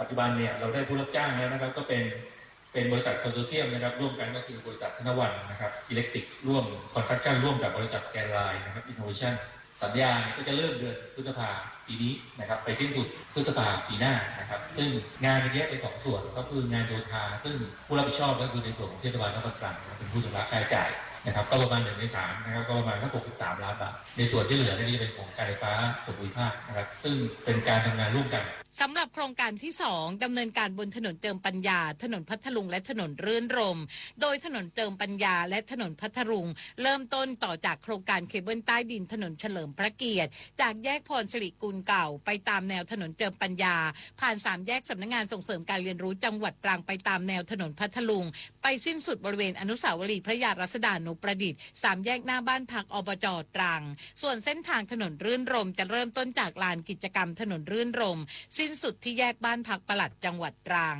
2 เส้นที่ต่างกันคือเส้นแรกเป็นเส้นที่เป็นถนนพระยอดซึ่งเป็นเส้นที่อาจจะสั้นกว่านะครับแต่เนื่องจากด้วยความซับซ้อนของระบบจำหน่ายไฟฟ้านะที่มี2ข้างทางนะครับก็ทำให้ยอดของวงเงินตามสัญญาจะสูงกว่า174 ล้านนะครับส่วนเส้นถนนเจิมปัญญาพัทลุงหรือรวมเหลือ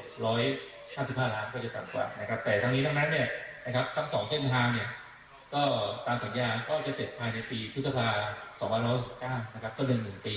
โครงการก่อสร้างปรับปรุงระบบจำหน่ายไฟฟ้าเป็นเคเบิลใต้ดินมีความมั่นคงและมีประสิทธิภาพมากกว่าระบบสายไฟฟ้าอากาศจึงสามารถรองรับปริมาณการใช้ไฟฟ้าที่เพิ่มขึ้นตามการเติบโตของสังคมเมืองทำให้จังหวัดตรังกลายเป็นเมืองสวยไร้สายเพิ่มความปลอดภัยกับประชาชนและนักท่องเที่ยวด้วยยศพร คไกรศรีสวท.ตรังรายงานถนนดนตรีไลฟ์เดือนกรกฎาคมพบกับศิลปินนอนเปลผู้เฮกล่อมความฝันด้วยบทเพลงปลูกใจจุ้ยสุบุญเลี้ยงพร้อมวงธมนเด็กๆจากโรงเรียนเล็กในทุ่งกว้างบุรีรัมย์วันพุธที่ 30 กรกฎาคม 2568 เวลา 18 นาฬิกาณห้องออดิทอเรียมอาคารศูนย์ปฏิบัติการถนนวิภาวดีรังสิตกรุงเทพมหานครติดต่อเข้าชมฟรีได้ที่ Facebook ถนนดนตรี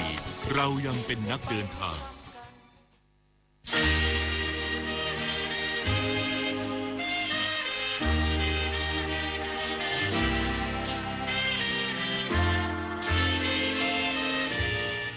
โอ้อัมพวานี่นางามจริงทุกสิ่งเป็นขวัญตาโอ้ว่าผู้หญิงยิ่งงามโสภาดังนางฟ้าชาวไทยเธอมีจรรยาเรียบร้อยชวนมองทั้งคล่องงานเหลือใจไม่ว่าทำสวนกระบวนค้าใดดูคล่องไปทุกทางข้าวนิดเหลืองหน่อยผิวพลอยสะอาดแต่ไม่บอบบางทุกยามงามอย่างจับตามาอัมพวาหานารีสมดังที่หวังมาแม่บ้านแม่เรือนเพื่อนครองวิวาอัมพวาสมบูรณ์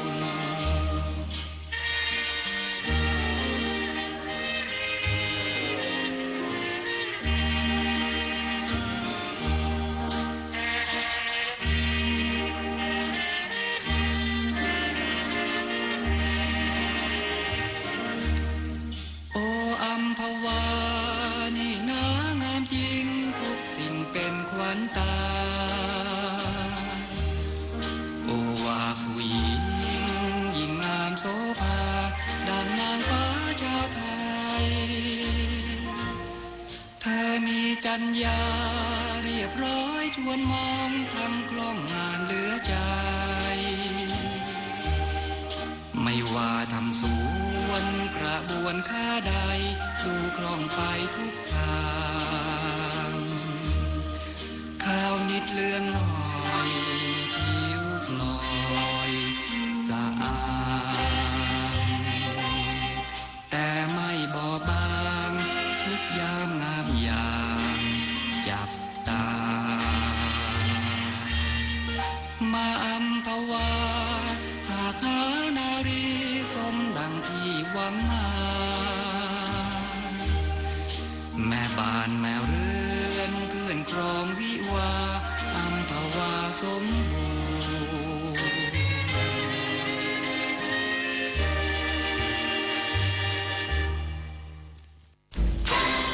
ธงชาติและเพลงชาติไทย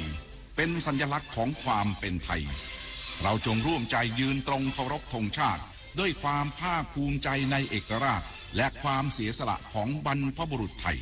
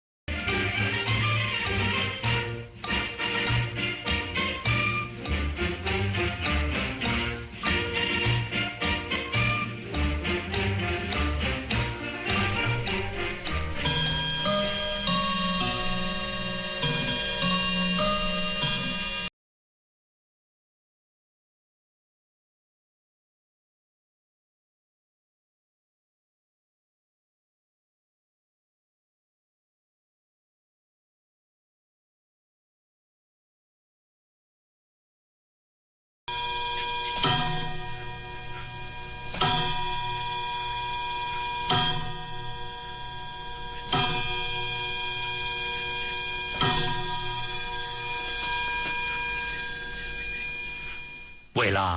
8 นาฬิกา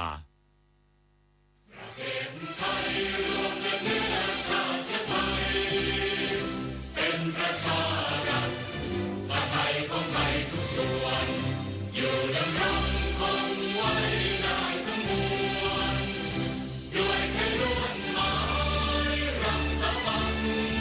คิดไทยนิรักสงบแต่ผู้รบไม่กล้าเอกราชจะไม่ให้ใครคุกคีสละเลือดทุกอย่างเป็นชาติ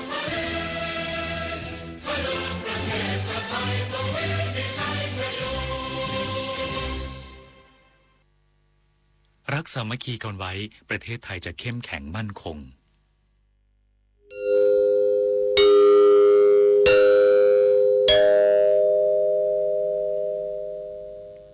ที่นี่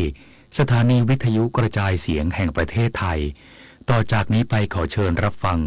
รายการปาฐกถาธรรมเรื่องกรรมลิขิตกถาโดย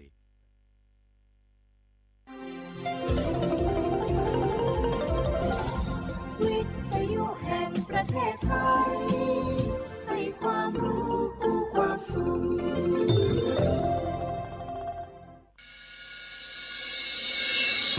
สถานีวิทยุกระจายเสียงแห่งประเทศไทยจังหวัดเชียงใหม่ AM 1476 กิโลเฮิรตซ์สถานีวิทยุภาคภาษาชาติพันธุ์แห่งเดียวในประเทศไทยที่มีความทันสมัยเชื่อถือได้สร้างอัตลักษณ์กลุ่มชาติพันธุ์สู่สากลฮัลโหลสวัสดีครับพี่น้องอายุอันนี้เดือขยาวโฆษณาไกกะกอสถานีวิทยุกระจายเสียงแห่งประเทศไทยจังหวัดเชียงใหม่พปานเนอบีเคฮอมอนาแอออนหลิญาเมเจ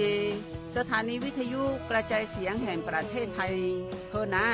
อย่าซิมก้อนบีดูอย่าล่อนแต่ช่องหางละหาเชกับปจักันในดู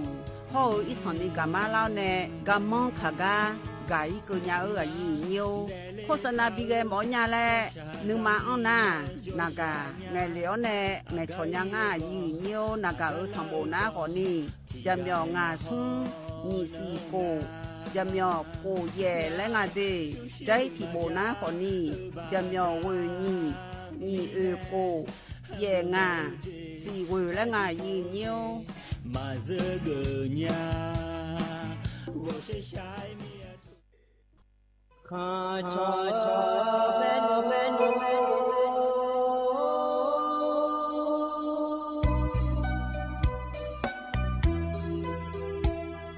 za ni cho ku le nga do we tu ya ka ba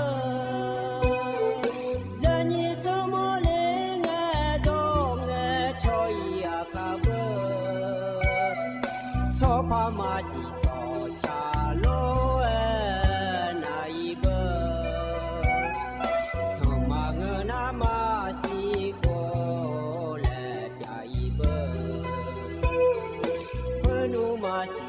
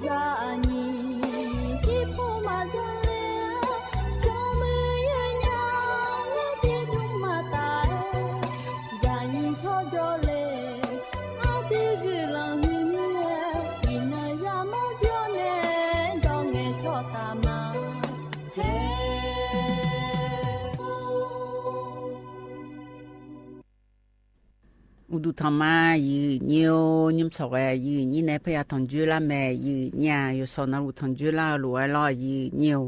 อีน้องยืนยี่ในทองจุฬา อาเดือเขาอันนองนาโฮทินอกเกลางาเดบลาสีนาขอนี้เชลาและคูสีอาโหนาขอนี้เชติโฮมิชเมออันนองนาขอนี้จนนองอันนองเกลางายีเนี่ย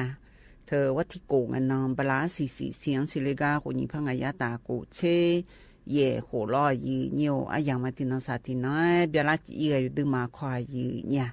ยีนี่ในทนจุลาเนอยุ่งสวัสดิ์ที่เจจิจักันเนเนี่ยเดี๋ยวนี้ชักกาลบินนาหาเนี่ยอาศัยไงอันนี้ชักกาลบินนาหาดามายีเนี่ยอินุมอดมเป็นไงชาวตีอันนี้จะบุญในชาวหรออดูอาขยามาและ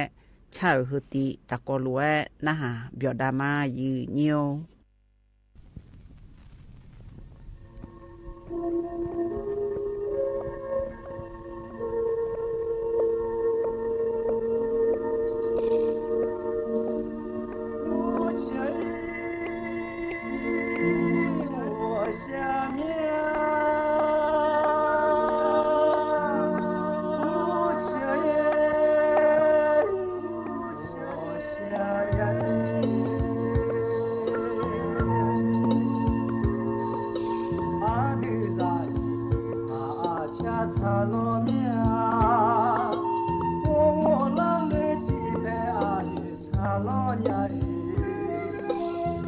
可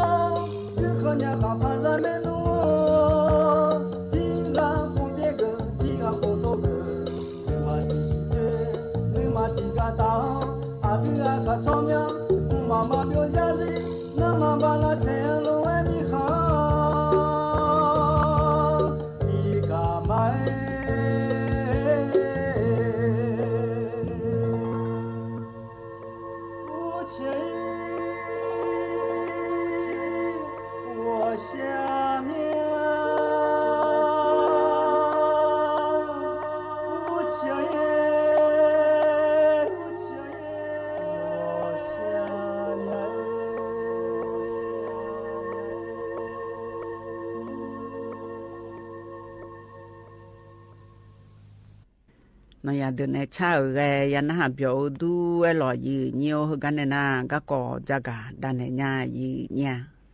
hơn có cái đùa gì nhiều giá cả này ở na lò gì nhiều thơ yo ha cho cô khó là na gì nhà thơ ga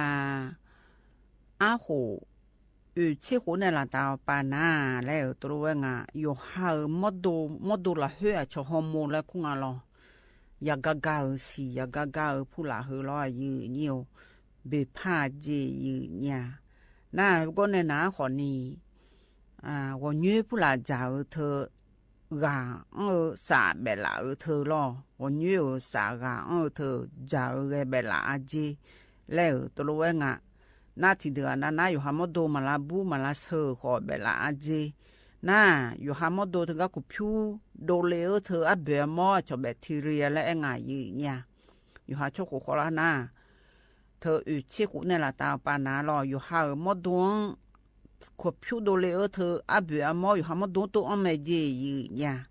na thơ xã bị bè la gì lẽ tôi lo nga cho cụ khó là na de gì nhiều de chỉ cụ này là tao pa na de ana cho ya cho một mỗi này ở xã bè la ở haiวันna lúa xã mà thì qua dễ thì dễ bè la dễ như nhàอยู่ห้ามดูสามาบีเบลาและขังมือเธอหนาขอนี้ล้อยืนเหนียวอัดดำเบอตีหนาขอนี้มดูยมือพาลาบุลาเสือจอจีอีจูยืดเทมาทานีนี่ตีอาดูเล่และเงินหนาขอนี้จะดอเธอว่าเชวเนี่ยอากุเจียสายตาและเงินหนาลอยจิมานาเซพูเธอสายตาเจแถเซบบอนเน่เธออันน่าชอสตอและงาแถสตอและเธออาศัยอันนี้เราจะที่จะย้ายเนี่ยยูจงจะเธอล้อเธอมีเนี่ยจุเลยนะคนนี้ว่าเชื่อว่ายูพูดละเธอสายตาหาจ่าแล้วตัวเองสมตีกับดูเล่แล้วเงินหนาลอยเนี่ยอยู่หาว่าเชื่อว่ายูจังดับไปเธอจะเจเนี่ยเธอป่าวันนี้เธอป่าอยู่นี่แล้วไงเธอรออยู่น่าเสียลูน่าอยู่ช่วยสอนนี่ช่วยทัศน์จีแล้วตัวเองสาเหตุที่ก็ดูนะคนนี้รออยู่เธอก็ว่าเชื่อวันนี้ชอ medicine แล้วไงเนี่ยชมยังเด medicine เขาสังกะสีแล้วไงเขาจัดจีเขาหน้าคนนี้ก็ก้าวงาแล้วเงินหน้ารออยู่ทะเลจีเนี่ยเธอบ้านน้ำทะเลลบบังลอมาลาสาลบบังเธอยังบ่ชิโหโลงสาโลอาคาโลตัวเธออยู่จีนาลุลอยอยู่เธอนะคนนี้จังเลยนะอยู่หาหมดดูละเฮ้ชั่วโมงหมอยเนี่ยฮอร์โมนแล้วเธอรอสียากาพุลากาและสามาบีคานีลอมาบีเบลาคานีสามาตานีบิกาคาเลญาอาเจและคุณรู้จักกันในง่ายเนี่ยเฮนาคนนี้ยุ่มและเนี่ยช่วยยาชิดในละตาปานาสามดูสาเบลาเจที่เดือนนาพระเบลาขอเทียที่เจเบลาเจเนี่ยทั้งมีเนี่ยอายุจงในสาทบิกาคาเลและอยู่หามดูไงก็ดังเทพปาโลจะดอพปาเนโลและจักกันในก็กงาเดยี่เนียวเดก็ก็จะกันในกายนะหาเรียนิบุกันในชาลอยยี่เนียวอดุยาพีและชาหตีตะกลุนหาเบียดามายี่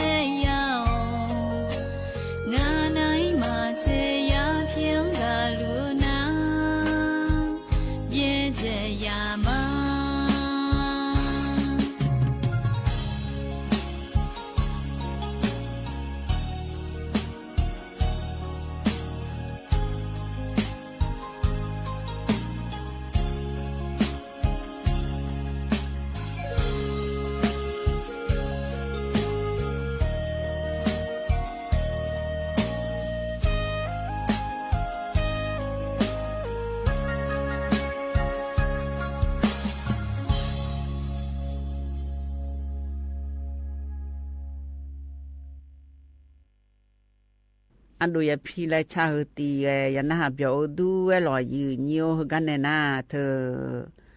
ดูมันเมก็กอลเดือขยันเอาโลเจแห่แล้วอาหูดดคอเมเนกาตะกอลุนะฮะดามายืเนี่ยตีอาหูชนีดดาอาซาอาหูเชซุมและดาอพยาตัวเสืออาหูชุมอดดาทีวีสายทีวีตะคาเลนี่อาคาดิโดขลองมาบอกโดยนี่เพียวขาเลญะโดเสือยดูมาบอกมิเนอเกพอยก็เอเพียวญา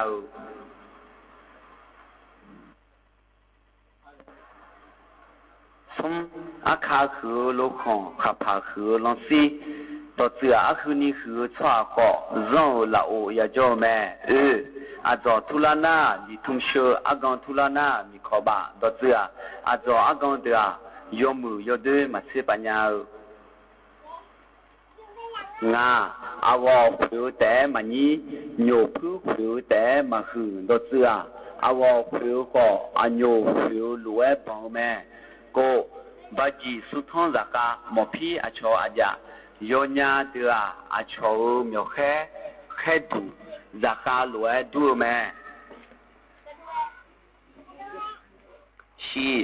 บทสองสองผิวอาเยรันยี่ทจอผิวโยสามเจตัวเสือบทสองสองอาเยบดาเนผิวสหาสมยอมือโดบดาเนผิวแม่เย่ดูชุมอภิญญาเวทเย่ยจอมาทอตัวเสืออาชออันนานีเวก็ยอหาชอยอจอมาทอเวเชกะเบพิชุก็ดอกะเบมาพิชุอาตัวเสือดอยอดึงเอลากามาดาชูเซเจเลกูอันนี้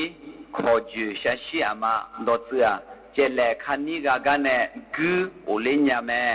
สติจีบูแม่มองจัวจีมาแม่มองจัวดอเสือสิญญาเดือมาทานีเงวเสนีจีมาชุมดีมัญญายอลงพี่มาเนโทมัญญายอเนดอเสือยอหาเงโดจีอมาอุญญาณายอหามือลาแม่เสซุมชุมลาหูพงเบลาคือกาโกเอดอเสือชุมขับเบลาก็ยอมมือฮักก็ลาสาวเสือชิวกาบาดทุ่มมาเจกากาบาชาเบมาตาดอเสือผิวชื่อมาจาวมิเนดอเงยก็อาชอมานะฮะมัวเสงาดามามาเชียจะมากงดอเสืออาดาอามาชิวเพื่อจะมากงละเสกดากาซาของเซชูดอเสือมาจาก็ก็ยาวกมอเซชีดอบังงากาลาบังเซกาดอเสือดอเงบังกางากาโด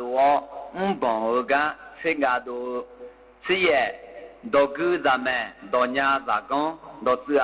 ดอกูพอเมอซาเดราดอญาพอโดลังเงยกงเมเสวยดอมาสุมข้อบุมาสุมจอสักข้อเสข้อลานาคอนเจดอเสือดออามียงเงก็อายอทิกาชิเล สักข้อมก็อากอลานาอสินิเซดอเทเทเมียสนอนอชอดอเสือกะก็ยอเลที่จีนายากะยอจียอพาเอชอเกเนอนิเซติดอทุมดอมยากะโซกะมอดอเสือจาจิอจีมาปีจีนากะก็หุยอเตอานิเซนีดุขาจะไปมาบอเมลาชยุมาโจดอเสือเมลาอาจีแล้วก็เงเปียญาวแม่นิเซซุมกาลานาชุดุมซาลานาชุเจดอเสือมอลังเงียยอมือเอทองชามาโลนามาฮอชอมัวนิเซกาโอปปีปะโปอัญญามาชีมาโปกาตาปปีปะโกอัญญามาชีมาโกดอเสือกาอุมิเนมาชีติซีมาโกนิเซงากาโซทานิสิยากาพอไทยมาสิดอเสือโมสิญาโคยองมาสิญานิเซโกกันโดยาพอกาฮอสิชาสัมภากาซาลอนชาดอเสือสัมภาโยเกนาซาลอนเดชาเมนิเซชิกุลอนซาอมาจีราคาซาอมาโลดอเสือยอดอดอยซาอาခါဇာမြောဇာအမြောမချေရဇာမဲညီချေရဲ့ထိုခါကမွန်ကမတ်တဲ့တော့ဖဲအော်တော့သူอ่ะတော့ဖဲကြောက်ယုံမှုဂျွန်မမောညာရဲ့ကမွန်ကြောက်ဂျွန်ပိုညီချေဝေဖိုးပြီဒိုကိုမရှာဒိုရီရှောဘာရှမ်ဂျေတော့သူอ่ะမကလာမီနာရဲ့မလဲဟွန်ဌာနာကလာနာယရှာမဲสุมเซหูชานองบาเจหูแม่นองบาโบหูกานองบาลุมตัวเสืออาดองเบงเงยชาโกอาสาสาลาเงยาซาเตอาสุมเซติอีมิสุกาโบดุงมาเฮยออีมิยอยอโบโจตัวเสืออากาอิกโกชันยอชอสุมเซนีจะเลคุบาโบอาปากคูฮกากามียเจอคุบาเจอเยฮกาเยมียตอเสือยกายจอยดึมก็สิญาชวางจุเลแมสุมเซซุมยาซาสุมโปพอพอชาชาซาสุมโปพอพอชีตอเสือยุมพอพออะชาลากามาแมสุมเสจอซาพาบูดุของเท้ามิโดอาอีอามากาชิมกาโฮดอเสือพาบูโลเอจอยาซาเจโดลากาเตโลสุมเสงาจอเดยาซามิมือลาเนดอเสือคาโกคาจามือลาอาลาเนมือลาแมสุมเสโกจีเรดุนาโซดากาโซเรดุนาพาดากาดอเสือจีซาดุนายอซอนดากาโซหาดุนาพาดากาสุมเสชิกาดองเบลมาคาคาแคเนออันเนสุมเนชาวกาดองเบนาคาขอยาชุมดอเสือดองเบญากาเนสามาสาญาดองเบนาสายาสา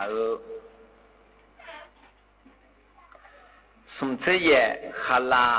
าซาปูขาหุมาขาหุมซาปูดอเสืออามาดายอดุนาซาเดเลโคยอดุเมสุมเสวขลาบดาเนบุษาชียามิโอดอเสืออาชาวบดาเนยาซายาโดอุเซขาเมมากุชอเมมาชาดอเสือ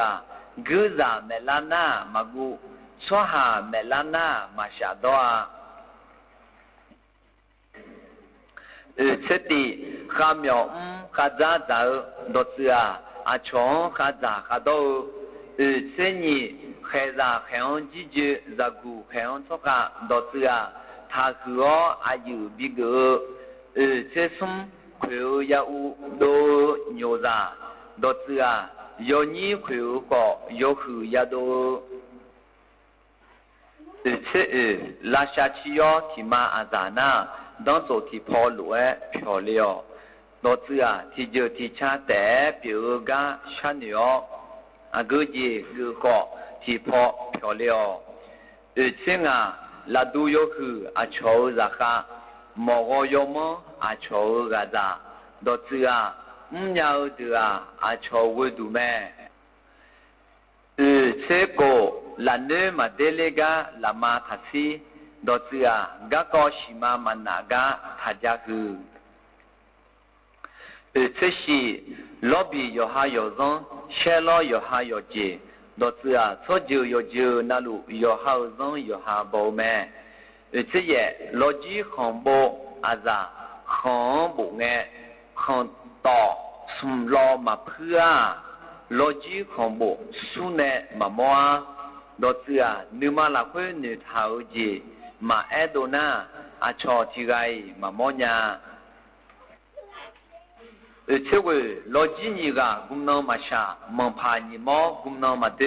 多次啊提个上爱提个确保啊有没咩我这我西马嘛那咋嘞牛嘛偏中学多次啊嘛冇干呢啊确面嘛这咋冇啊考这个好红个的啊卡扎个聪明啊卡扎有哈啊卡来苦咩啊卡来苦好多啊啊苗呢苦当白呢多次啊有哎冇拉来提个有嘟嘟哎嘛是样啊是拉不么就啊卡扎的哈尼来苦啊哈尼来哎多次啊啊胡巴呢啊的啊卡扎有哈咱尼来苦个呢苦表个有劲啊伊侬个呢啊的咱尼种到好到大种个啊卡扎有哈咱尼来苦咩一个ไทยประชุมโหลาวชัวอาคังอีกก็และคู่แม่เรียนลนัวคือเมียที่ปล่อยมาบิคุหมอญาจอดูจอดาอาคาซาอาคูบาเนยอฮาดองเนสมบูโบทามาญามีเนอาคาซาก็ก็ยมือพายยดูดูเอมายาสิญาเมียเมียสมมอดเนยากาจันเนลากาแต่ยาวิวแม่เอก็ลาบุเมืองโจอาคาซาโกมีอานี่สมบูโจกัวสกงองาอายมาลาบุสัมภากามูดลาบุสัมบูเนบูทากาฮงเงอาคูอาคาซาอากาเนอยู่งาและอายมาปูเชทางาอาคาซาอาดองเบลยอดัวมองโกเลียมีของเนี่ยที่เบมีของจอยลาบูมือลาวพออยู่นามีของจออุเลวงาและเอลแม่สภาพสชาอินองกุนีลาบูฮันนีและคู่อาคาซาเมียนีอยู่นาลาคุยจอลุงอาซีนีมูเอาแม่ตียอฮาฮันนีและคู่เดนียอฮังอาคาและคู่สวานมยาเอนาฮันนียกาเอเมียเจงาอาคาเดอาอดืออาคาดอข้างเงวลุเอเงวงาเอก็ลาบูดอกอซอเงคืองาฮันนีเดอาดอเงวมาโกลานีเรงาอาคาโฮฮันนีเจลาที่เฮโฮเอราเบียนีวอนาอาคาเดลาวพออุคาดูนาฮันนีเดอาเมนองพอจอยาอุงาทุมิเนฮันนีเดอจอยาอุกาโดดูและก็คู่แม่ซึกุกาฮงเงฮันนีอาคาโฮอาคุคาปาเลวาจูทองพองเนปาเลวงาอาคาจูทองพองนาทองพองมอฮันนีอาจูทองพองนาทองพองซาอาคือจูทองพอนาทองพองชื่อเขาเล่ามีของโจอาคาเดือทองพองจูเมียวงาเฮเตียนนะหากเลียสมาคมอาคารในเช่าร้อยยืเหี่ยวเดือขาอยาขายองลาซาดาวเล่และเช่าเฮตีตะกอล้วนนะฮะเบียดามายืเหี่ยว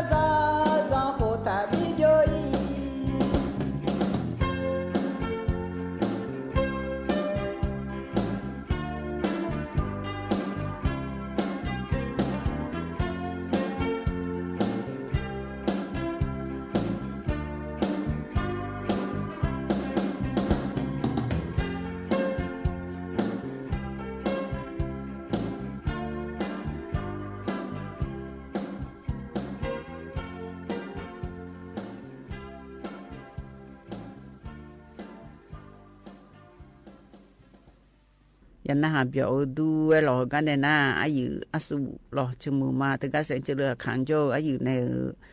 อันนี้เชกาตะกลุนหาเบียวดามาอยู่เนี่ยโยน้ำยางไม่จิมส์ยาที่โดนโดนอันเนี่ยงานนี้พูละกะ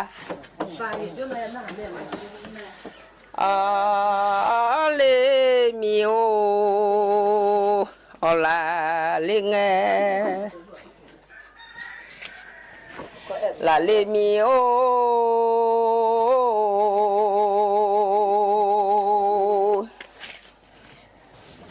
ya mia butiga la ga o cha cha cha ya mia chogalu la je mia yo ja chogalu ya pa mo tu a choga du la je mi o ya mi swan la ya je mi ya yo ja swan la ya pa mo tu swan la a je ya mi swan ma i bole gange o i lo ja swan ma i bole gange ya pa mo chu swan ma bole gange ya mi a chogalu za a mi a lo ja chogalu la yo yo de a da glan la a o nge o le se mi ho o la le nge o le mi ho ya mi habu ti ga la ga o no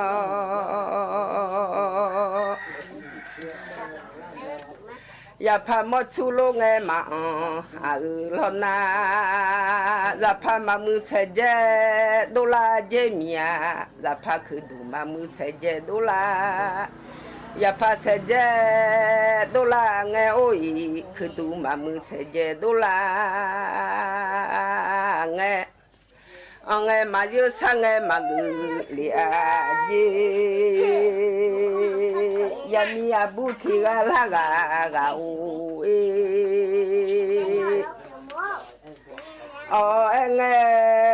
อเลเซโอยอลาลิงอเลมีโออยู่เลบวยอยู่เลเซโอยอยู่มาบวยอยู่เลมีโออยู่เลมาโบญะเลเลลาอยู่มาโบญะเลเลอะโลมีโออยู่เลบือบาทัสซาโอยอยู่เลภาษีบือบาทัสซามีโออยู่เลซึกบาโคฮอดาทัสซามีโออยู่เลบือบาลวยสังโอยภาษีบือบาลวยสังสนุจิมมาเชื่อเมียดาลอจิมมาเชื่ออยู่เลซึกบาโคฮอดาลวยสังสนุจิมมาเชื่อโอยมาลอจิมมาเชื่อมาลอหุมมานาลีอามีโออาคาลาที่น้อยดาลอจิสาชื่อที่น้องอยู่เลบือบาลวยสังลาลูเมียภาษีบือบาลวยสังลาลูยามีอาบุติกาลากาโออยู่เลซึกบาโคฮอดาทัสซามีโออาคาลาที่น้อยมาลอชื่อที่น้อมาลอชื่อไงน้ออยู่เลซึกบาโคฮอดาลูสังลาลูมีโออเลมีโฮอลาลิงอเลมีโออยู่เลลอทอบาโคกุลมแกอยู่ว่าอยู่เลอาเบบาโคกุจาแกอยู่ว่ามีโอเลงเลเซโอยอลาเลงเลมีโอยามีฮับุติกาลากาโอ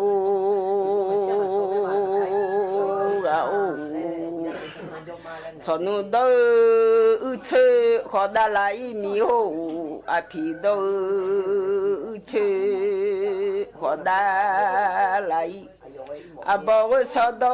เจขอดาลายมีโอยามีดืดลกาโอ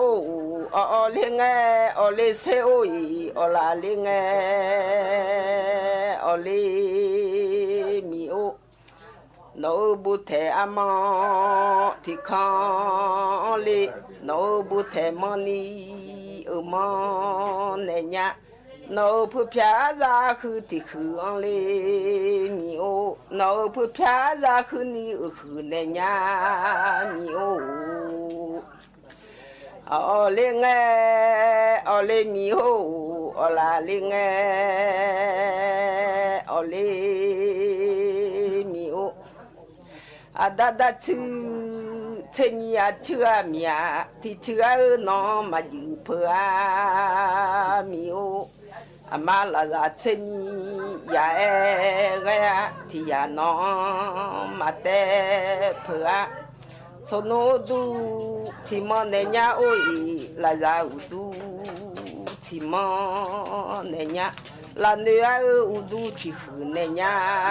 mi o a le nge bu cha bu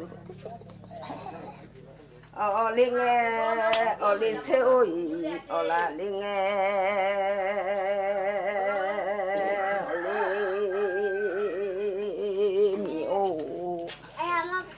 ya mi abuti ga la ga o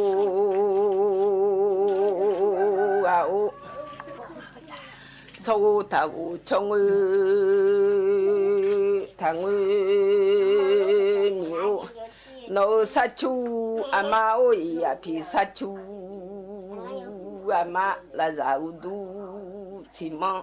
la ne a u du ti hu ne ma mi o nhà lẽ giờ nữ thành nhi mà ơi sao nhà lẽ đầu thà đô mi ô nhà lẽ mi hè cô à mà ơi sao nhà lẽ đầu ê cho à mi ô ở lẽ xe ôi ở là lẽ nghe ở lẽ mi ô la mia butina la gaga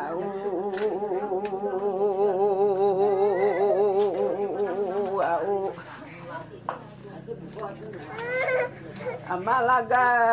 thangwe oi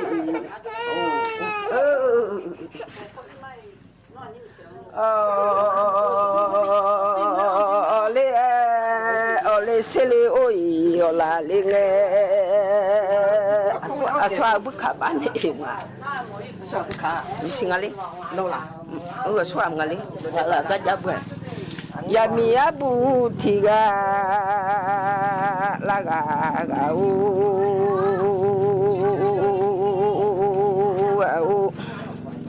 mane mate ngui la nya lo mate mi ngui ya nya lo mane ma mi wo mo la nya lo chou ta gu chong thang mi o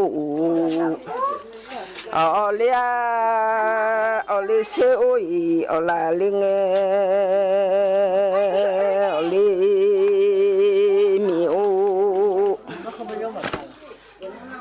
ya mi abu tiga la ga o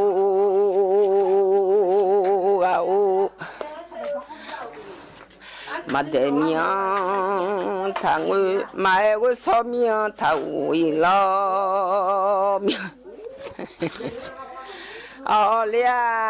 ole oi ola linge ole mio ya mi abu tiga la ga o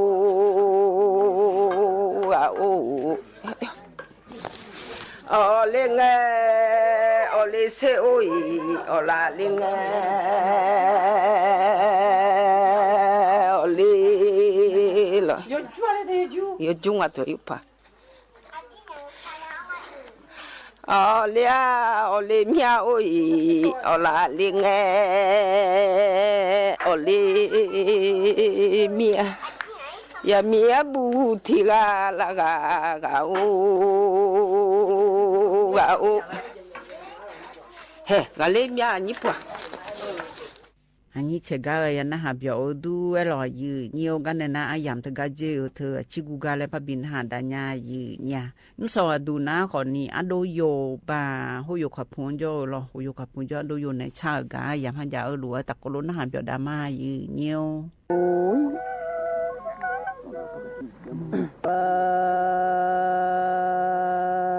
sa mia ya du se ji nga kha ti ga oi de kha so ma bo yo je ba oi ni ja ba mu o a cho ma o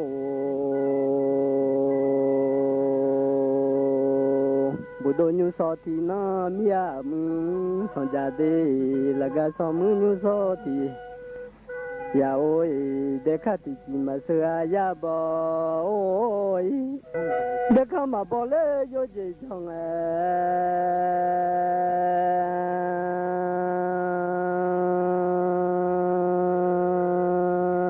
cho cha cả mẹ ya mà chú miang cho mi lô bỏ lê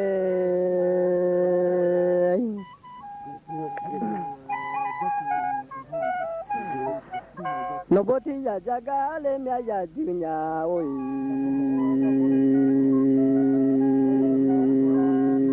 nó bố cha cả mẹ ya chú nghe thì ya ôi để khát thì chỉ mà sửa cho bỏ ôi à chỉ thêm một lệ mà bơ yêu gia thùng lệ nó mà bơ yêu gia mà thùng gia nó ngã chỉ mà gia ô hồ yo yo chế bò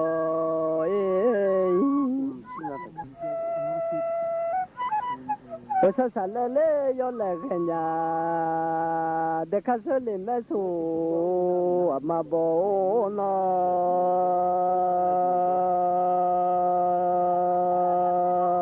ya khát thì phụ la gan mà chẳng ya mư bà mư ôi để mư ye lệ thì đủ mà ta nhà nó ya khát cứ so nhà phụ nhà đi bà mư ôi so lo ye cứ so nhà đủ nhà nó ôi sao mà sao lẽ yo lẽ cái lẽ nhà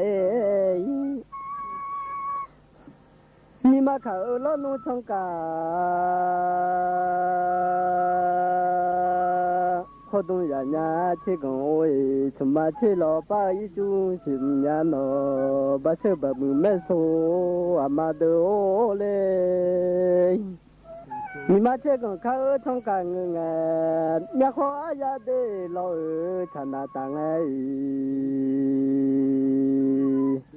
à đi thằng soi ya nó ya lo bia mẹ số à mà cái rồi tôi sẽ xài cái liền ya nó ngã chỉ mà giờ khu yo yo chế bò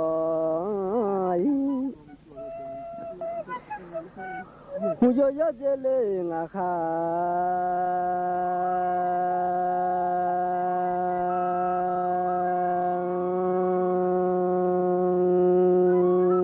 thì đôi khu lo phê thum đa ma đồ lúa nó khu lo chỉ num đồ đắng à ya lúa ôi à từ ba mươi lo nô ti phụ lo gan mà giang sớm mưa ye thì đủ mà ta mà giang ra đủ lệ cơ à yêu là gà lo nu mơ mà ngơ ya phu giang đủ cơ à đồ phèo ô bò mưa lẹ mơ mà ngơ ya lô mưa à phụ lo cho mà đo đa ya giang à mà chỉ vô lô à đô à yêu à ôi ba sơ ba mưa mẹ số à mà đô ôi nó chỉ đi vô đô à ba sơ chế phiếu ôi sao mà mình ya đi vô đô à của chơi gia sa lê nhà mẹ số à mà gạo nó phụ lo phép thung lê đa mà à đồ lúa nó cứ nên mà chỉ lo nó à còn tôi ra mong ai khó à mong ai cho con cứ nghe ôm mẹ số à mà ya đủ đê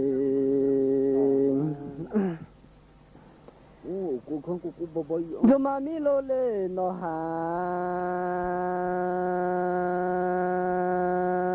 thì gà ôi sao mà gắng mà mi cho lo ngã nó hà ôi trời mi ya yo sa gắng mà nhỏ lê ôi ôi trời gắng ba lê mà mi chong ôi mi lo yo sa gắng ba mà nhỏ lê chong sao mà cụ có mà ý liền ôm bé số à mà mi ya ôi sao mà mi ya cô có ya lẽ mà yo nhà là mà ý mi lo không vừa yo chong bà phụ gia khăn dung kha mi ya ô nó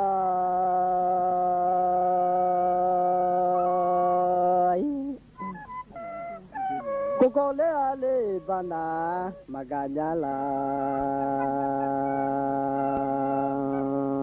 cô có lẽ bà na cha lẽ ra thì là chỉ đó cha ra thì cái thì đó là thì sinh nhau nè ai còn nhà thì thấy đi chỉ đó cha mà thế cô nói cha lẽ thì giống giống như cha lẽ là nhá cô có lẽ ra na mà cả lẽ cô có thì do lẽ bà na té cả ở nhà là mà im mi nụ không vừa nhua cho nghe mẹ số mi lô gà ô nói cô có thì do lẽ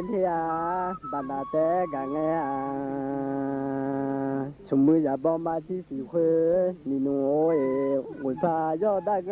mà nghe xì khuê mi mới thì do mà chỉ đủ mẹ số à mà do mi ơi mi giả mà ô mẹ số à mà ngồi xa cái nhà phụ yêu yo chế bò ơi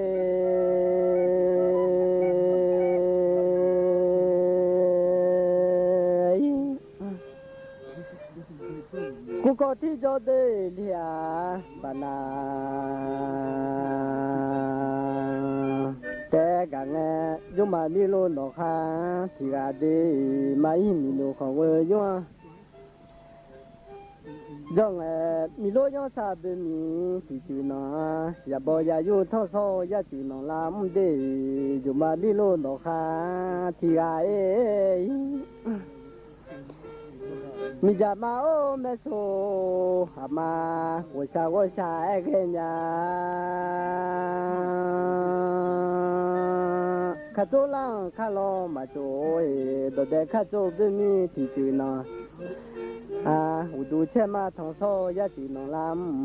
mà im mi nu không vừa nhua cho nghe mẹ số à mà gà ô nói đồ đến như là do mua cho mi bơ ơi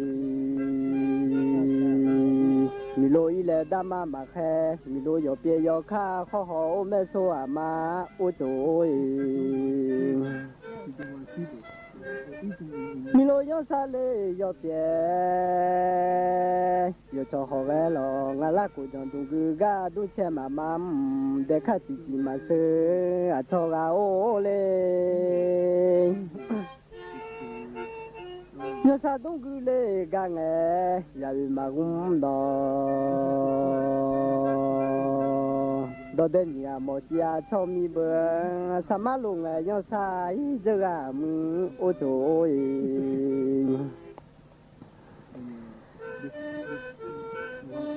đó để dám lê lùng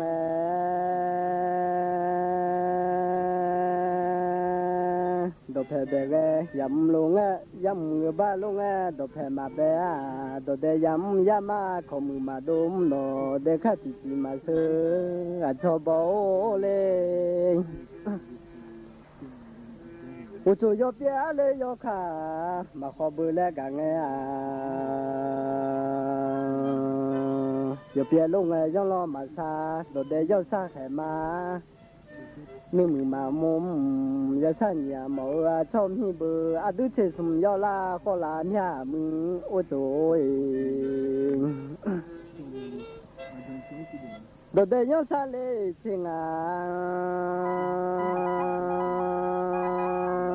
cô có là nhà nó ba sơ ba mi mẹ số à mà cho thằng ya cho mi chạy mà cho ba mi già gắng cha nó cho nhà cho mà sơ à mừng à phụ à ô lê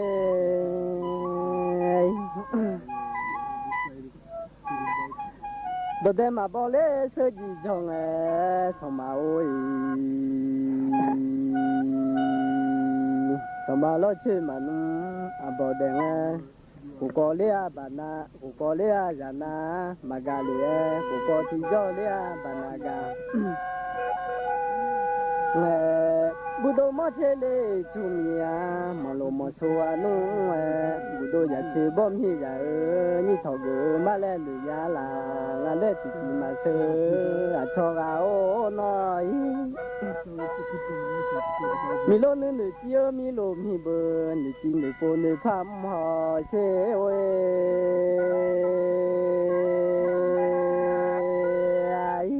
นึดูจีมีโลเจมาดูจีมีโลดูโพดูพามหอสามารถอยู่หอสมดูดูหอเช่แม่โซอามามาอยู่โอ้ยมาอยู่เสลเลยอยู่หอสมเลยหอเช่นอ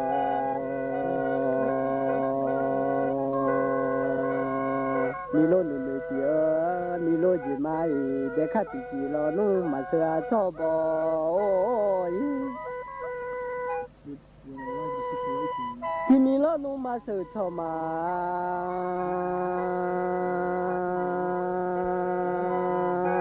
บามีโอสามารถมีโลโลเลผู้เชี่ยวชาญแม่สวามากาโอน้อยมีจามาโอแม่โซหามังวัวชาแก่ยาเด็กข้ามาบ่อยู่ที่บ่อย่าลงเงบาเลยโลเลพอนดาอย่างแน่นอนอย่าย่อมาอย่าอย่าแล่นอย่าโลนอขาพอนดาโอ้ย